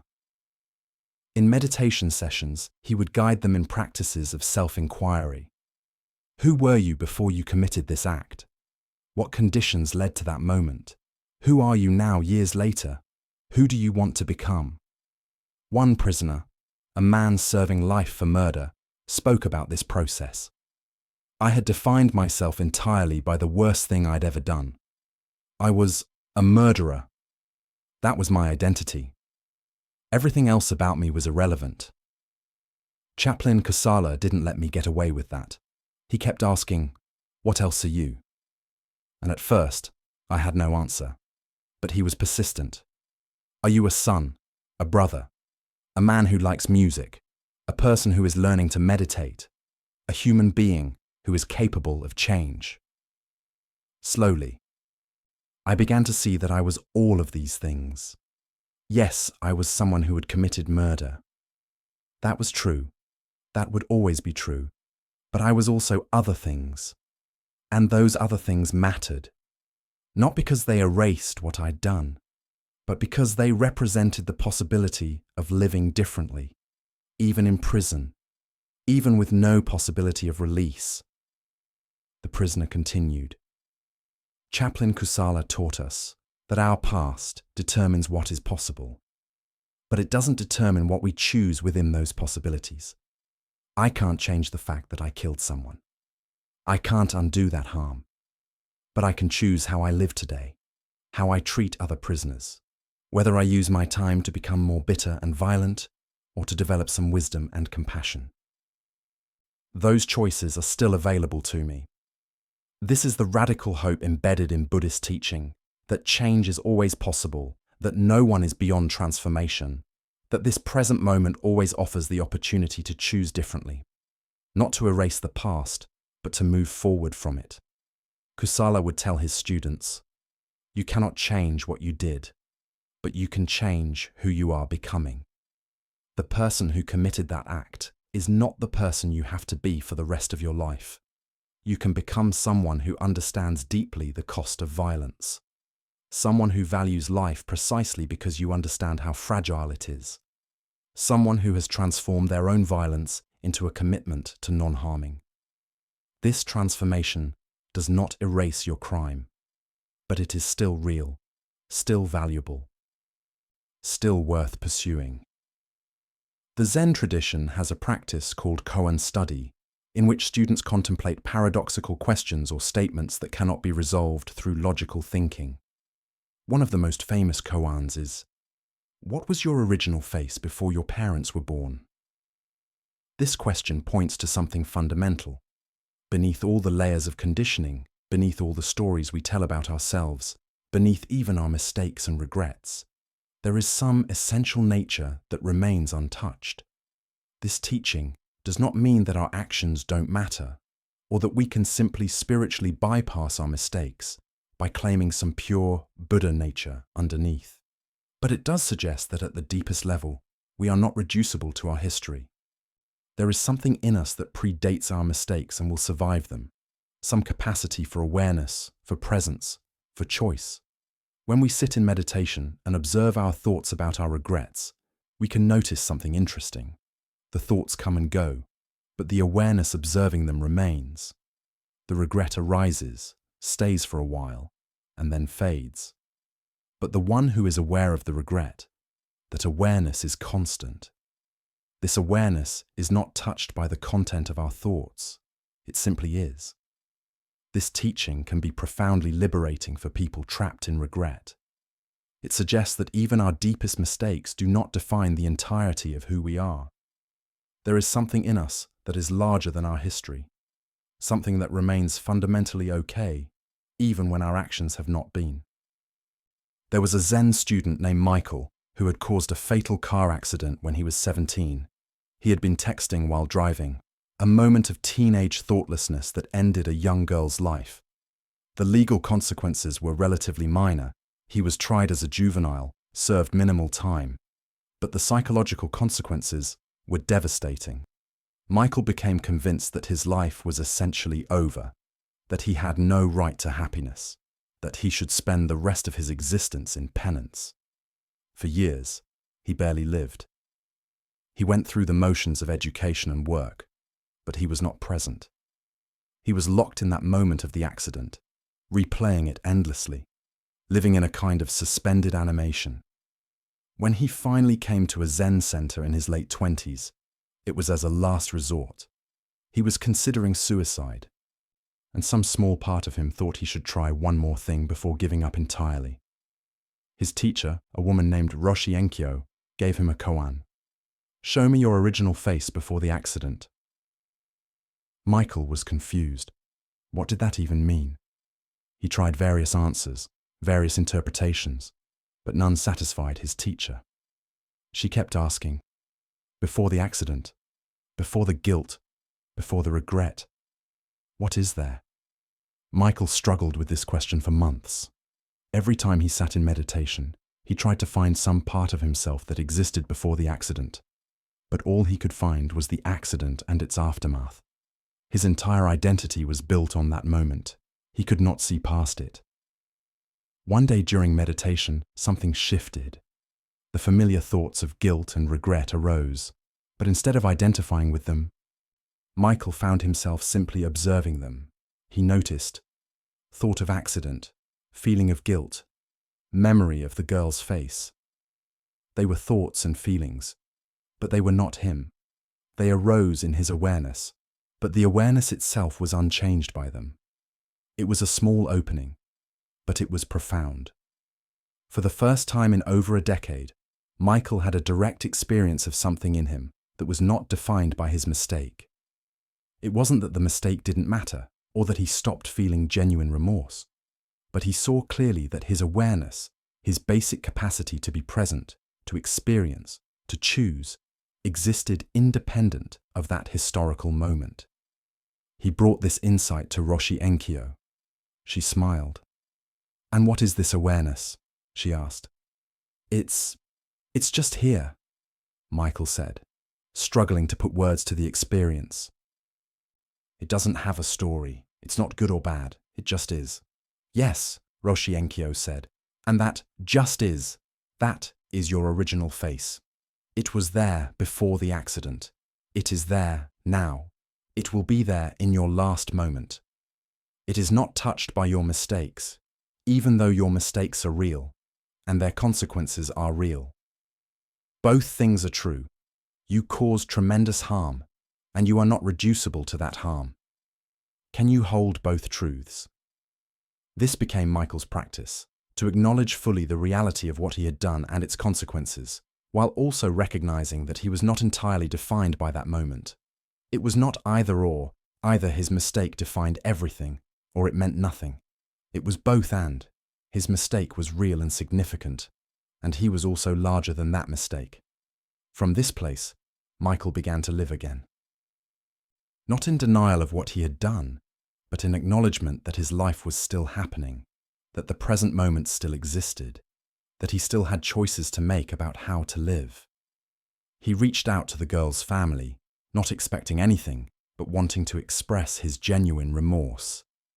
The family was not ready to hear from him, and he accepted that. He began volunteering for organizations working on distracted driving prevention. He trained as a meditation teacher himself, working particularly with young people who had made serious mistakes. His life gained purpose again, not despite his mistake, but incorporating it. The accident became part of his story, but not the only part, not the final word. He was someone who had caused terrible harm and who had spent the following decades trying to live in a way that honored the girl's lost life by preventing similar losses.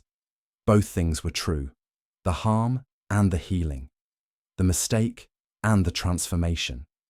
In the Thai forest tradition, there is a teaching about the Four Noble Truths that is particularly relevant to understanding regret.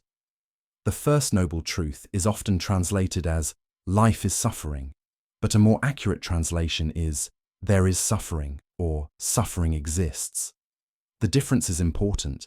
The teaching is not that everything is suffering, but that suffering is a part of life, an inevitable aspect of existence. The second noble truth identifies the cause of suffering, tanha, usually translated as craving or attachment. We suffer because we want things to be different than they are. We crave pleasant experiences to continue and unpleasant experiences to end. We attach to our ideas about how things should be and suffer when reality doesn't conform.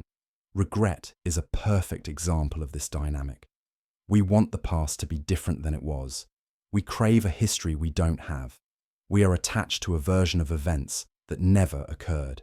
And because the past cannot be changed, this craving creates endless suffering. The third noble truth offers hope. There is an end to suffering. It is possible to be free from this kind of psychological pain. And the fourth noble truth describes the path to that freedom. The Noble Eightfold Path, which includes right understanding, right intention, right speech, right action, right livelihood, right effort, right mindfulness, and right concentration. For someone trapped in regret, this path begins with right understanding, seeing clearly that the past cannot be changed, that continuing to wish it were different is the source of present suffering. Then right intention, forming the intention to live skillfully in the present, rather than remaining trapped in the past. The other aspects of the path follow from there. But notice what the teaching does not say. It does not say, don't feel regret. It does not say, pretend the past didn't happen. It does not say, minimize your mistakes. It says, see clearly what is true, understand the mechanism of suffering, and choose to engage differently with your experience. There was a woman named Aya Kema, a German-born Buddhist nun who taught extensively in the West. She had lived through the Holocaust, escaping Germany as a teenager. Later in life, she carried enormous regret about not doing more to help others escape, about leaving family members behind, about surviving when so many did not. This survivor's guilt haunted her for decades. When she began practicing Buddhism, she brought this guilt to her meditation. At first, she tried to use meditation to get rid of the guilt, to make it go away. But it didn't work that way. The more she tried to push the guilt away, the more it persisted. Finally, her teacher gave her different instructions. Don't try to get rid of the guilt, just watch it, see it clearly. Notice when it arises, what triggers it, how it feels in your body, what thoughts accompany it. Just observe, without judging yourself for having these feelings. This practice of clear seeing changed Aya Kema's relationship to her guilt. She began to notice patterns. The guilt was triggered by certain memories, certain times of year, certain world events that reminded her of that period. The guilt felt like a heaviness in her chest, like a weight on her shoulders. The thoughts that came with it were variations on the same theme. You should have done more. You should have stayed. You don't deserve to be happy when they're dead. As she observed these patterns with clarity and without judgment, something remarkable happened. The guilt didn't go away, but it lost some of its power. She could see it as a conditioned response, as a pattern of thought and feeling that arose from causes and conditions, rather than as an absolute truth about her worthiness as a person. She began to ask deeper questions. What function does this guilt serve? What am I afraid would happen if I let it go? She realized that part of her held onto the guilt as a way of maintaining connection with those who died. If she let go of the guilt, She feared she would forget them, dishonor their memory. But was this true? Could she remember them, honor them, acknowledge the tragedy without torturing herself with endless what-ifs? She developed a practice. When guilt arose, she would acknowledge it. Guilt is present, and then consciously shift to remembrance and honoring. She would call to mind specific people who had died, would remember their faces, their kindness, what they meant to her. She would feel her grief for them. But then, instead of spiraling into self-recrimination, she would dedicate her meditation practice to their memory. May the merit of this practice honor those who did not survive. May their memory be a blessing. May I live in a way that honors their lost potential by fully living my own life. This practice did not erase her regret, but it transformed it. The regret became less about self-punishment and more about honoring memory. It became a motivating force for living fully rather than a reason to withhold life from herself.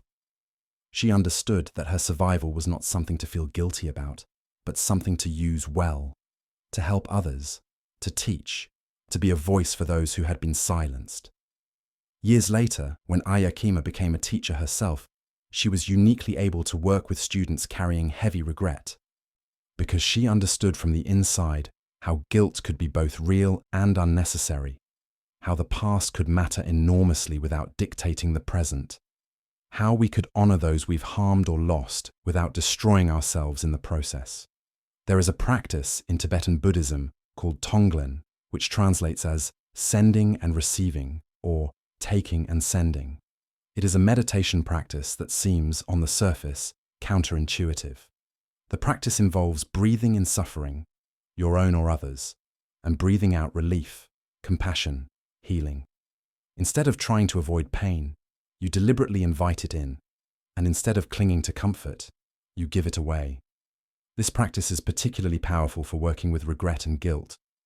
Instead of trying to push away the painful feelings, instead of distracting ourselves or attempting to spiritually bypass them, we turn toward them directly. We breathe in the reality of our mistakes, the heaviness of our guilt, the pain of our regret, and then we breathe out compassion for ourselves, forgiveness, the possibility of healing. The practice is often extended outward. We breathe in not just our own regret, but the regret of all beings everywhere who have made mistakes and carry guilt.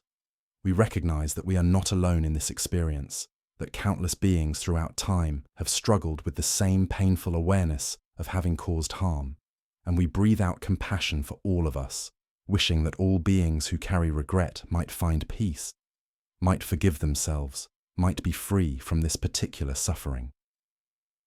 This practice transforms regret from an isolating experience into a connecting one. Our pain becomes a bridge of understanding and compassion rather than a prison of self-judgment. There was a meditation teacher named Roshi Joan Halifax who worked extensively with dying patients and with prisoners. She often taught Tonglen practice in both contexts, as it offered a way to work skillfully with intense, difficult emotions, the fear and regret that often arise when facing death, or the guilt and shame that many prisoners carry. One prisoner she worked with, a man named James who was serving a long sentence for violent crimes, initially resisted the practice. "Why would I breathe in more pain?" he asked. "I'm already drowning in it," Joan explained. "You're already carrying the pain. It's not as if ignoring it makes it go away. It's there whether you acknowledge it or not. But by turning toward it consciously, by breathing it in deliberately, you change your relationship to it. Instead of being victimized by your pain, you become someone who can hold pain, who can transform it. You become larger than your suffering." James tried the practice. At first, it was overwhelming. Breathing in his regret, his guilt, his shame, it felt like drowning. But Joan encouraged him to stay with it, to keep breathing, to remember to breathe out compassion. Breathe in the reality of what you did and how it feels. Then breathe out forgiveness, healing, the possibility that you are not defined forever by your worst moment. Over weeks and months of practice, James noticed something shifting. The pain was still there, but he was no longer trying to run from it, no longer exhausting himself in constant efforts to avoid or numb it. He could simply acknowledge it.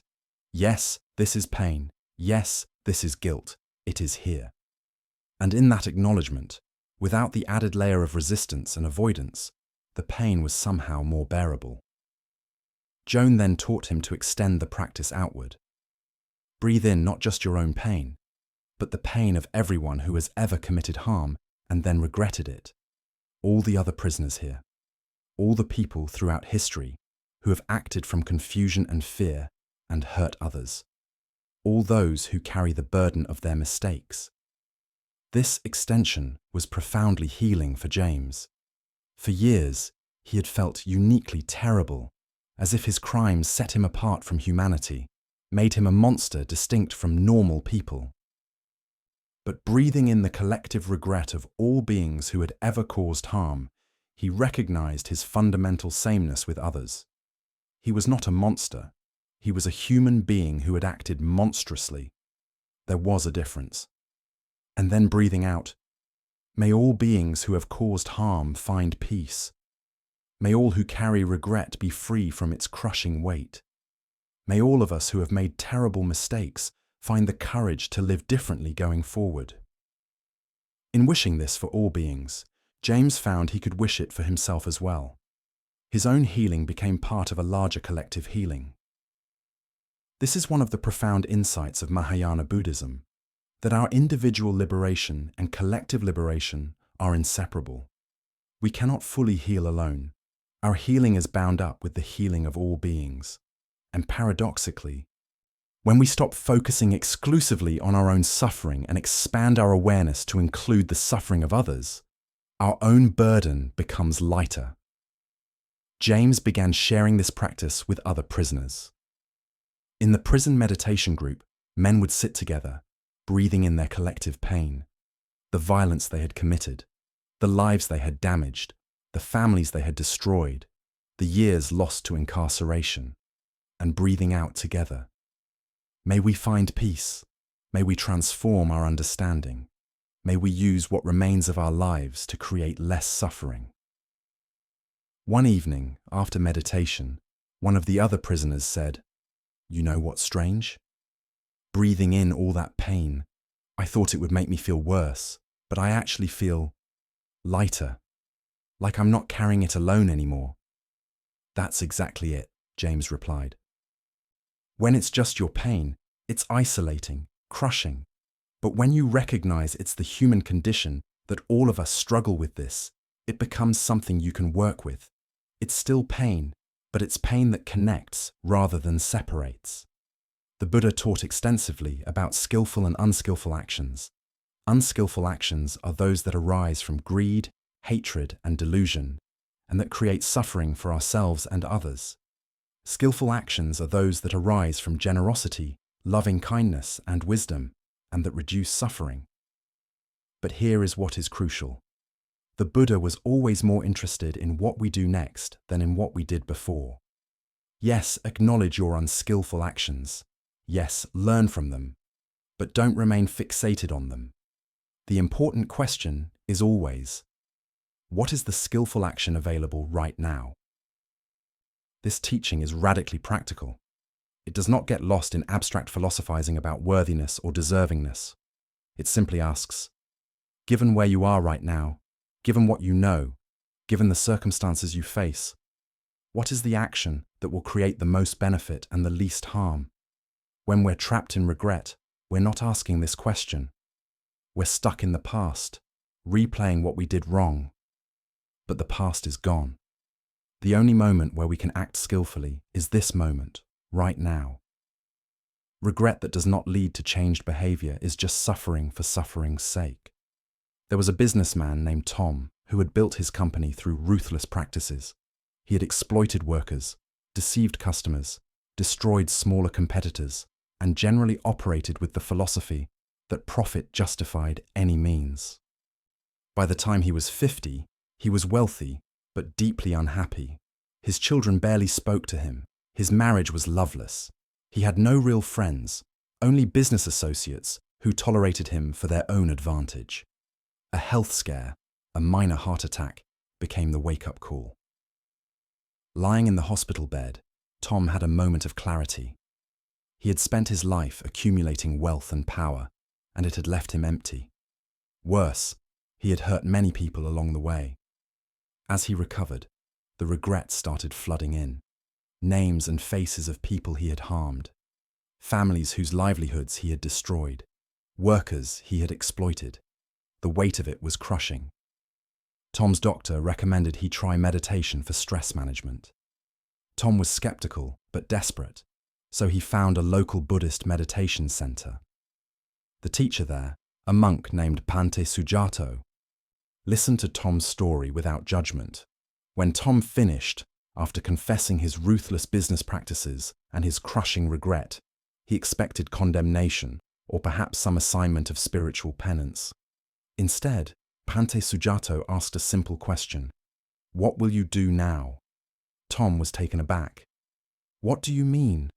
I need to atone somehow, don't I? I need to make up for what I've done." "Perhaps," Bhante Sujato said, "but atonement is not really a Buddhist concept. We don't believe in paying debts to some cosmic judge. We believe in cause and effect. You created certain causes through your actions. Those causes have had effects: harm to others, emptiness in yourself. Now you have the opportunity to create different causes. What causes do you want to create?"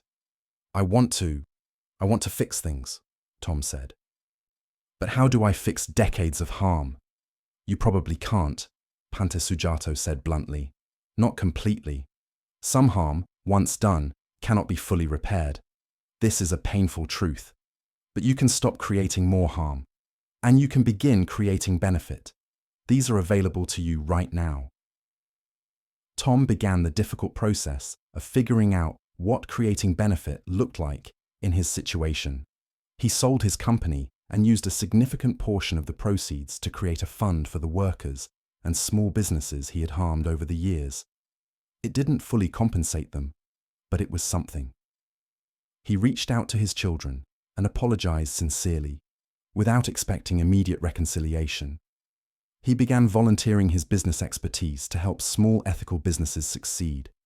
Most importantly, he changed how he conducted himself day to day.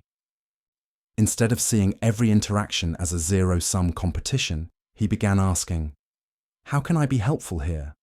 How can I create benefit rather than extract advantage?" It was awkward at first. Decades of ruthless behavior don't reverse overnight. But he kept practicing. One day, about 2 years into this process, Tom was at the meditation center and ran into someone from his former business life, a man whose company Tom had destroyed years earlier. Tom immediately felt the familiar wave of shame and regret. He considered leaving, avoiding the confrontation, but instead he approached the man. "I owe you an apology," Tom said. "What I did to your company was wrong. I destroyed your livelihood for my own profit, and I am genuinely sorry." The man looked at him with a mixture of surprise and old anger. "Why are you telling me this now?" "What do you want?" "Nothing," Tom said. "I don't want anything. I just wanted you to know that I know what I did was wrong, and I'm sorry. I've set up a compensation fund. You're eligible. But even if you want nothing to do with that, I still wanted to apologize." The man was silent for a long moment. Then he said, "You really hurt me, you know. It took me years to rebuild. My family suffered." "I know," Tom said. "Or rather, I'm beginning to understand. I can't undo it. But I want you to know it wasn't okay, and I take responsibility for the harm I caused." The man nodded slowly. "I don't know if I forgive you, but I appreciate you saying that." He paused, then asked, "Are you really different now, or is this just another angle?" "I'm trying to be different," Tom said honestly. "I don't know if I'll succeed completely, but I'm trying. Every day, I'm trying to choose differently than I did before." This became Tom's practice, not to be crushed by the weight of his past, but to use it as information, as motivation to act differently in the present. The regret was there, but it was not paralyzing. It was energizing, a constant reminder to ask, in each moment, what is the skillful action available right now? One of the most beautiful teachings in Buddhism is the concept of mudita, which translates as sympathetic joy or appreciative joy. It is the practice of rejoicing in the happiness and success of others, the opposite of envy or jealousy. But mudita can also be turned inward. We can practice appreciative joy for our own positive qualities, our own growth, our own moments of acting skillfully. For people carrying deep regret, this inward mudita can be particularly healing. We become so focused on our mistakes that we lose sight of our positive qualities, our growth, our moments of wisdom and kindness. The practice of mudita invites us to acknowledge these positive aspects without minimizing our mistakes. This is not about false positivity or spiritual bypassing. It's about seeing the full picture. Yes, you made mistakes. And also, you have acted kindly. You have learned. You have grown. Both things are true. The practice is to acknowledge both with equal honesty. There was a woman named Maria who had been emotionally abusive to her daughter during the daughter's teenage years. Maria had been dealing with untreated depression and anxiety, and she had taken it out on her daughter. Constant criticism, impossible standards, emotional manipulation. By the time her daughter left for college, their relationship was severely damaged. Maria began therapy and was diagnosed and treated for her mental health issues. As she got healthier, she began to see clearly how much she had harmed her daughter. The regret was overwhelming. Every day, Maria was confronted with memories of cruel things she had said, unfair demands she had made, emotional wounds she had inflicted. Her therapist suggested she begin noticing not just her past mistakes, but also her current growth. Make a daily list, the therapist suggested. Write down 3 things you did today that reflect who you're becoming, rather than who you were. At first, Maria resisted. But I was so terrible to her. How can I celebrate myself when I did such damage? I'm not asking you to celebrate, the therapist clarified. I'm asking you to notice. There's a difference. Can you notice that you're making different choices now? That you're responding to stress differently? That you're learning and growing? Noticing that doesn't erase what you did. But refusing to notice it doesn't help your daughter either. In fact, the healthier and more whole you become, the more able you'll be to eventually rebuild your relationship with her. Maria started keeping the list. At first, the items seemed trivial. I felt frustrated today, but didn't lash out. I noticed myself falling into an old pattern and consciously chose differently. I apologized to my husband when I was short with him. But over time, the practice of noticing her growth began to shift something in her. She could still acknowledge her past behavior. It was still real, still harmful, but she could also see that she was genuinely changing. After about a year of this work, Maria reached out to her daughter with a carefully worded letter. She didn't ask for forgiveness or try to explain away her behavior. She simply acknowledged specifically what she had done wrong, expressed genuine remorse, described the work she had been doing on herself, and said she hoped someday they might be able to have a relationship. But she understood if her daughter wasn't ready. Her daughter didn't respond immediately. It was several months before Maria received a tentative email. I appreciate your letter. I'm not ready to see you yet, but I'm glad you're getting help. Maybe someday. It wasn't much, but it was something. And it had only been possible because Maria had done the work of simultaneously acknowledging her failures and recognizing her growth. If she had remained entirely focused on her guilt, she would have been too paralyzed to reach out. If she had minimized her actions, her daughter would have sensed it and closed the door permanently. But by holding both truths, I caused real harm and I am genuinely changing, she created the possibility of eventual healing. This is the practice of mudita applied to ourselves. Can we appreciate our growth even while acknowledging our mistakes? Can we notice our moments of wisdom even while holding our moments of foolishness? Can we celebrate our current choices even while feeling regret for our past ones? The Buddha taught that all beings have Buddha nature, that within everyone, there is the potential for complete awakening, for freedom from suffering, for the development of infinite compassion and wisdom. This Buddha nature is not earned through good behavior or lost through bad behavior. It is simply there, inherent, like the sky that remains even when covered by clouds. Our mistakes are like those clouds. They are real. They create shadows. But they do not fundamentally alter the sky. The practice is to see both: the clouds of our mistakes and the sky of our inherent worthiness and potential. Both are true. Both deserve acknowledgement. Maria continued her practice of noticing her growth while also holding her regret. Some days the regret was overwhelming, and on those days she could barely see any positive qualities in herself. Other days she felt more balanced, able to acknowledge both her past harm and her present growth. She learned to be patient with herself on the difficult days, trusting that the balance would return. Years later, when she and her daughter had slowly, carefully rebuilt a relationship, not the same as it might have been, but real and meaningful nonetheless, her daughter said something that stayed with Maria. "I could forgive you eventually, because I could see you had forgiven yourself. Not in a way that dismissed what you did, but in a way that allowed you to become someone different. If you had stayed trapped in guilt, I don't think we could have reconnected, because you would have needed my forgiveness too desperately, but you had done your own work. That made space for me to do mine." This is the paradox. Sometimes self-forgiveness is the most generous thing we can offer to those we have harmed, because it frees them from the burden of carrying our guilt for us. In Zen, there is a famous teaching story about a monk who asks his master, "What is Buddha?" The master replies, 3 pounds of flax." This nonsensical answer is typical of Zen.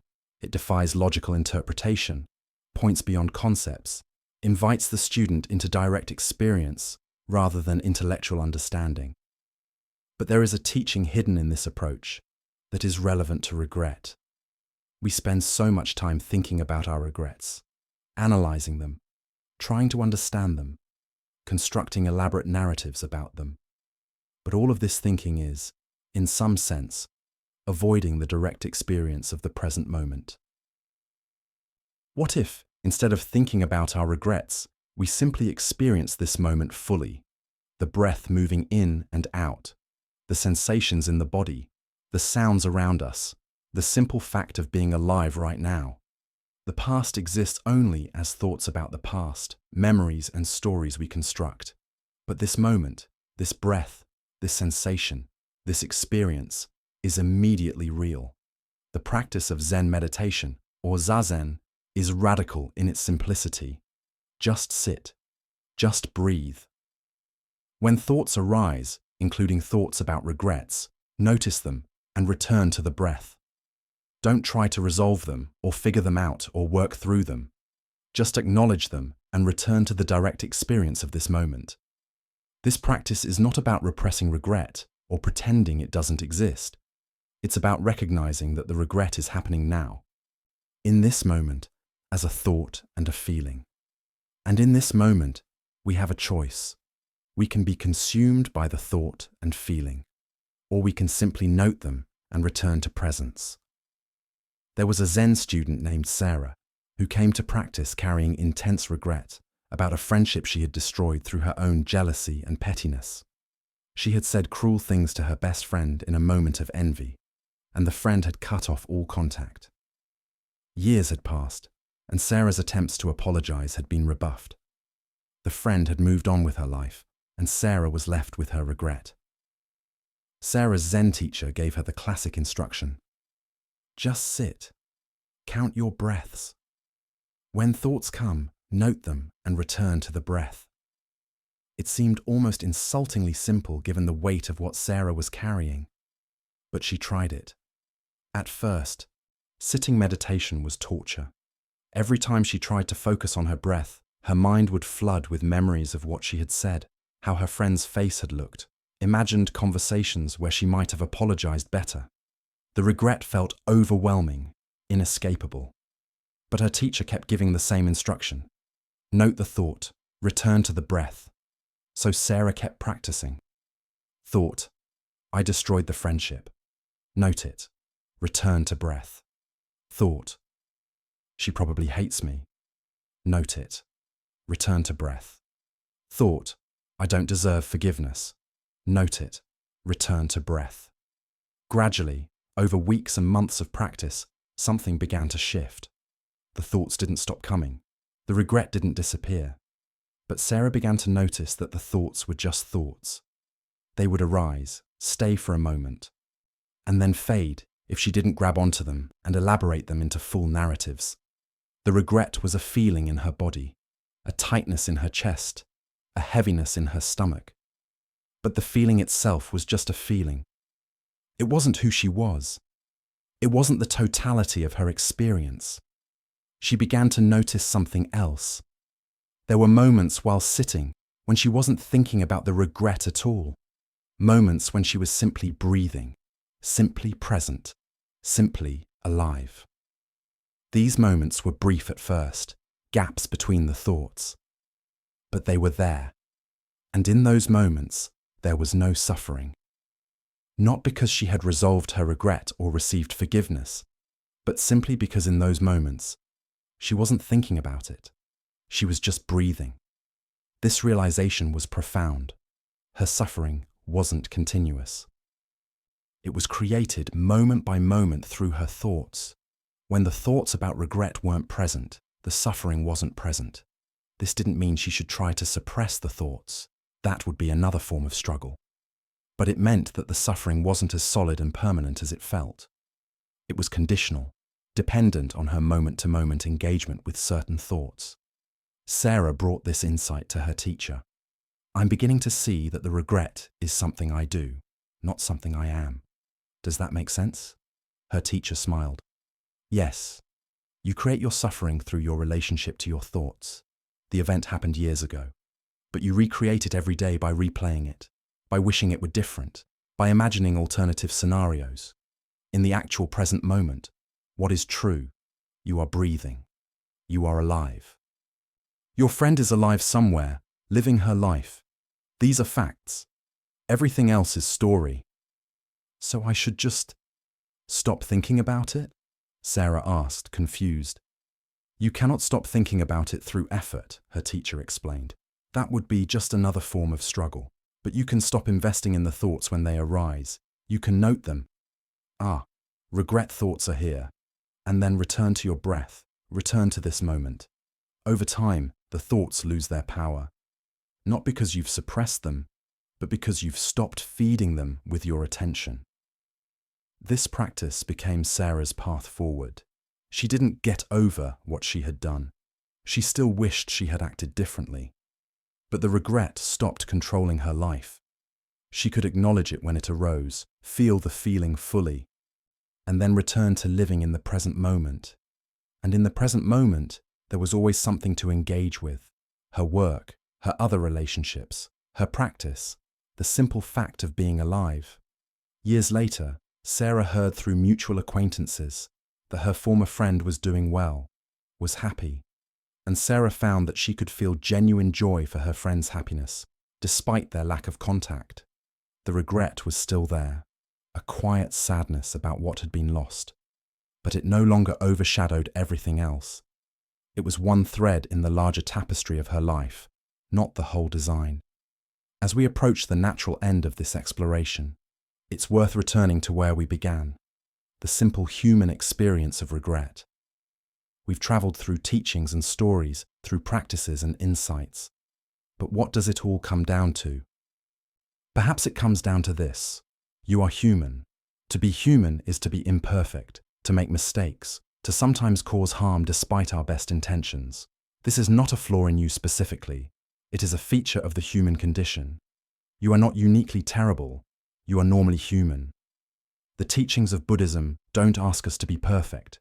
They ask us to be awake, to see clearly, to choose skillfully when we can, and to begin again when we fail. They ask us to extend compassion to all beings, including ourselves. They ask us to recognize that change is always possible, that this moment always offers a new choice. Your regrets are real. The harm you may have caused is real. These truths deserve acknowledgement. But they are not the only truths. Also true, you are capable of learning. You are capable of growth. You are capable of choosing differently. You are capable of transforming suffering into wisdom, mistakes into teachings, pain into compassion. There was an elderly woman named Grace who came to a Buddhist retreat center in the last years of her life. She was in her 80s, frail but alert. She had come, she said, because she was running out of time to make peace with her life. When the teacher asked what she needed to make peace with, Grace began to cry. "I was a terrible mother," she said. "I loved my children, but I was so anxious, so controlling. I smothered them with my fears. They couldn't wait to leave home. And when they did, they stayed away. Now I'm old, and they visit out of duty, but there's no real warmth. I destroyed our relationships with my anxiety, and now it's too late to fix it." The teacher, an older monk who had seen many people wrestling with end-of-life regrets, sat with Grace's pain for a moment before responding. "It's never too late," he said gently. "Not to fix everything. Some things can't be fully fixed. But it's never too late to be authentic, to acknowledge truth, to offer love without demanding it be returned." "But what can I do?" Grace asked. "They're polite but distant. I don't know how to bridge that gap." "Perhaps you don't bridge it," the teacher suggested. "Perhaps you simply stand on your side of the gap and acknowledge it. You tell them the truth, that you understand you were difficult, that you see how your anxiety affected them, that you wish you had parented differently. And then, this is important, you release them from any obligation to absolve you.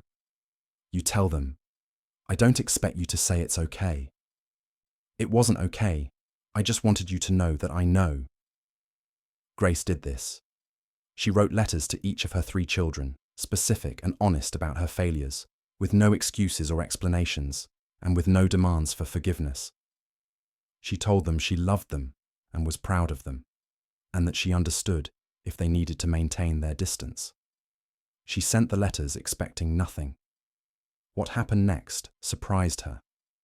Her children, freed from the expectation of having to comfort her or deny her failings, were able to respond with their own honesty. They wrote back acknowledging their hurt, but also expressing appreciation for her acknowledgement. One son came to visit and had the first truly honest conversation he and Grace had ever had. Painful in parts, but real. Grace did not live to see full reconciliation. She died about a year after sending those letters, but in that final year, something had shifted. The relationships were still complicated, still marked by old wounds, but there was also honesty and appreciation and a kind of peace that comes from finally telling the truth. At her funeral, her daughter said something that captured this complexity. "My mother was not perfect. She made significant mistakes in how she parented us. But in her final years, she showed us something important, that it's possible to acknowledge your mistakes without being destroyed by them, that you can hold regret while still choosing to love. That transformation is possible even when you're 80 years old and running out of time." That might be the greatest gift she gave us. The Vietnamese Buddhist teacher Thich Nhat Hanh taught extensively about the practice of mindfulness, of bringing full awareness to each moment, each breath, each action. But he also taught about interbeing, the recognition that we are not separate, isolated individuals, but deeply interconnected with all of life. This teaching has profound implications for how we understand our mistakes and regrets. The actions we regret did not arise from nowhere. They arose from conditions, our upbringing, our pain, our confusion, our circumstances, and their effects ripple outward, touching others in ways we may never fully know. But our choices now also arise from conditions and ripple outward. Every moment, we are co-creating the world through our choices. When we remain trapped in regret, focusing entirely on past actions, we diminish our ability to participate skillfully in the present moment. We withdraw our gifts from the world. We withhold our compassion. We fail to contribute the wisdom we've gained from our mistakes. In this sense, excessive regret is not just harmful to ourselves. It's a loss for everyone who might benefit from the person we've become through our struggles. Thich Nhat Hanh would say, "The past is already gone. The future is not yet here. There is only this moment for us to live." This teaching is not about denial or avoidance. It's about recognizing where life actually exists. Your life is not in the unchangeable past. Your life is here now, in this present moment. And in this moment, you have the power to plant seeds. Seeds of kindness, understanding, wisdom, compassion. What seeds will you plant? There was a man named David who had been a harsh, demanding boss. He had built a successful company, but at tremendous cost to his employees' well-being. He drove people hard, showed no empathy, treated them as interchangeable parts. When he finally retired and his company was sold, David expected to feel satisfaction at his success. Instead, he felt empty. He began hearing stories of former employees who had been damaged by his leadership. Stress-related illnesses, broken marriages, years of therapy needed to recover from his harsh management style. The regret was crushing. David became isolated, withdrawn, convinced he had poisoned every space he'd occupied. He saw his entire career as a failure, regardless of the business success. What did profit matter if he had damaged so many lives? A friend, concerned about David's deteriorating mental state, suggested he attend a day-long mindfulness workshop led by a teacher in the Plum Village tradition, Thich Nhat Hanh's lineage. David was skeptical, but went out of desperation. During the workshop, the teacher spoke about planting seeds. "Every action you take plants a seed," the teacher explained. "Harsh words plant seeds of suffering. Kind words plant seeds of joy. Actions driven by greed plant seeds of disconnection. Actions driven by generosity plant seeds of community. The question is not, what seeds have I planted in the past? Those seeds have already sprouted. The question is, what seeds am I planting right now?" During the walking meditation, David found himself crying. For years, he had been so focused on the harmful seeds he had planted during his career that he had stopped planting any seeds at all. He had withdrawn from life, as if by not participating, he could somehow minimize the damage he had caused. But his withdrawal was itself planting seeds, seeds of isolation, of waste, of gifting denied. After the workshop, David approached the teacher. "I was a terrible boss," he said. "I hurt a lot of people. I don't know how to live with that." The teacher listened, then asked, "What did you learn from being that person?" The question surprised David. I learned how much harm a person in power can cause. I learned how much people need to be treated with dignity and respect. I learned that business success at the cost of human well-being is hollow." "Those are valuable lessons," the teacher said. "Hard-won lessons. What will you do with them?" "What can I do?" David asked. "It's too late. I'm retired. My company is sold." "It's too late to change what you did," the teacher agreed. "But is it too late to use what you learned? Are there no more seeds to plant?" This question changed David's trajectory. He began volunteering with organizations that supported worker rights. He offered pro bono consulting to small businesses, teaching them how to build successful companies while treating employees well. He wrote articles about ethical leadership, using his own failures as cautionary tales. He reached out to some former employees and offered genuine apologies, not expecting forgiveness, but wanting to acknowledge the harm he'd caused. His past actions didn't disappear. Some former employees remained hurt and angry, which was their right. The damage he'd caused was real and lasting. But David stopped letting his past be an excuse for not contributing positively in the present. He understood Thich Nhat Hanh's teaching viscerally. The past is gone, but this moment is alive with possibility. What seeds would he plant now? One day, several years into this new phase of his life, David received an email from a former employee. The email was not warm. It acknowledged the difficulty of the person's time under David's leadership. But it also said, "I saw your article about ethical leadership. I appreciated your honesty about your failures. I'm a manager now, and I've been struggling with how to be effective without being harsh. Your article helped me see that it's possible to be both strong and kind. So I wanted to say thank you for that. It doesn't erase the past, but it matters." David sat with that email for a long time. It didn't erase his regret. It didn't absolve him of the harm he had caused, but it confirmed something important, that even his mistakes, honestly shared and learned from, could become seeds of benefit, that his past, no matter how flawed, could inform a present that contributed positively to others. This is the teaching of interbeing applied to regret. We are not isolated mistakes. We are part of a web of relationships and influences. Our past actions ripple outward, yes, but so do our present actions. Every moment, we are planting seeds. The question is not whether our past was perfect. It wasn't, for any of us. The question is, what seeds are we planting right now, in this moment that actually exists? As this long exploration comes to its close, perhaps it's time to release the very concept we've been examining. Regret, ultimately, is a thought, a powerful thought, a painful thought, a thought with momentum and history, but still, just a thought. Right now, in this present moment, as you listen to these words, or read them, or reflect on them, where is your regret? Can you find it, actually find it, separate from thinking about it? When you're not actively thinking the thoughts that constitute regret, where is it? This is not to say regret isn't real or doesn't matter, but it's to recognize its nature. It exists as a mental construct, as a story we tell about our past, as an emotional pattern we've rehearsed so many times it feels solid and permanent. But it's not solid.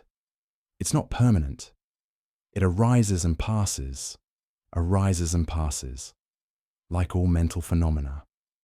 The deepest teaching, then, is not how to resolve regret or transcend it or even heal it. The deepest teaching is to see its true nature. It's a thought pattern, a conditioned response, a story. And like all stories, we can choose our relationship to it. We can believe it completely, identify with it, let it define us, or we can hold it more lightly, acknowledging it, but not being consumed by it. There is a Zen saying, "Before enlightenment, chop wood, carry water. After enlightenment, chop wood, carry water." The tasks are the same. Life continues, but the relationship to it changes.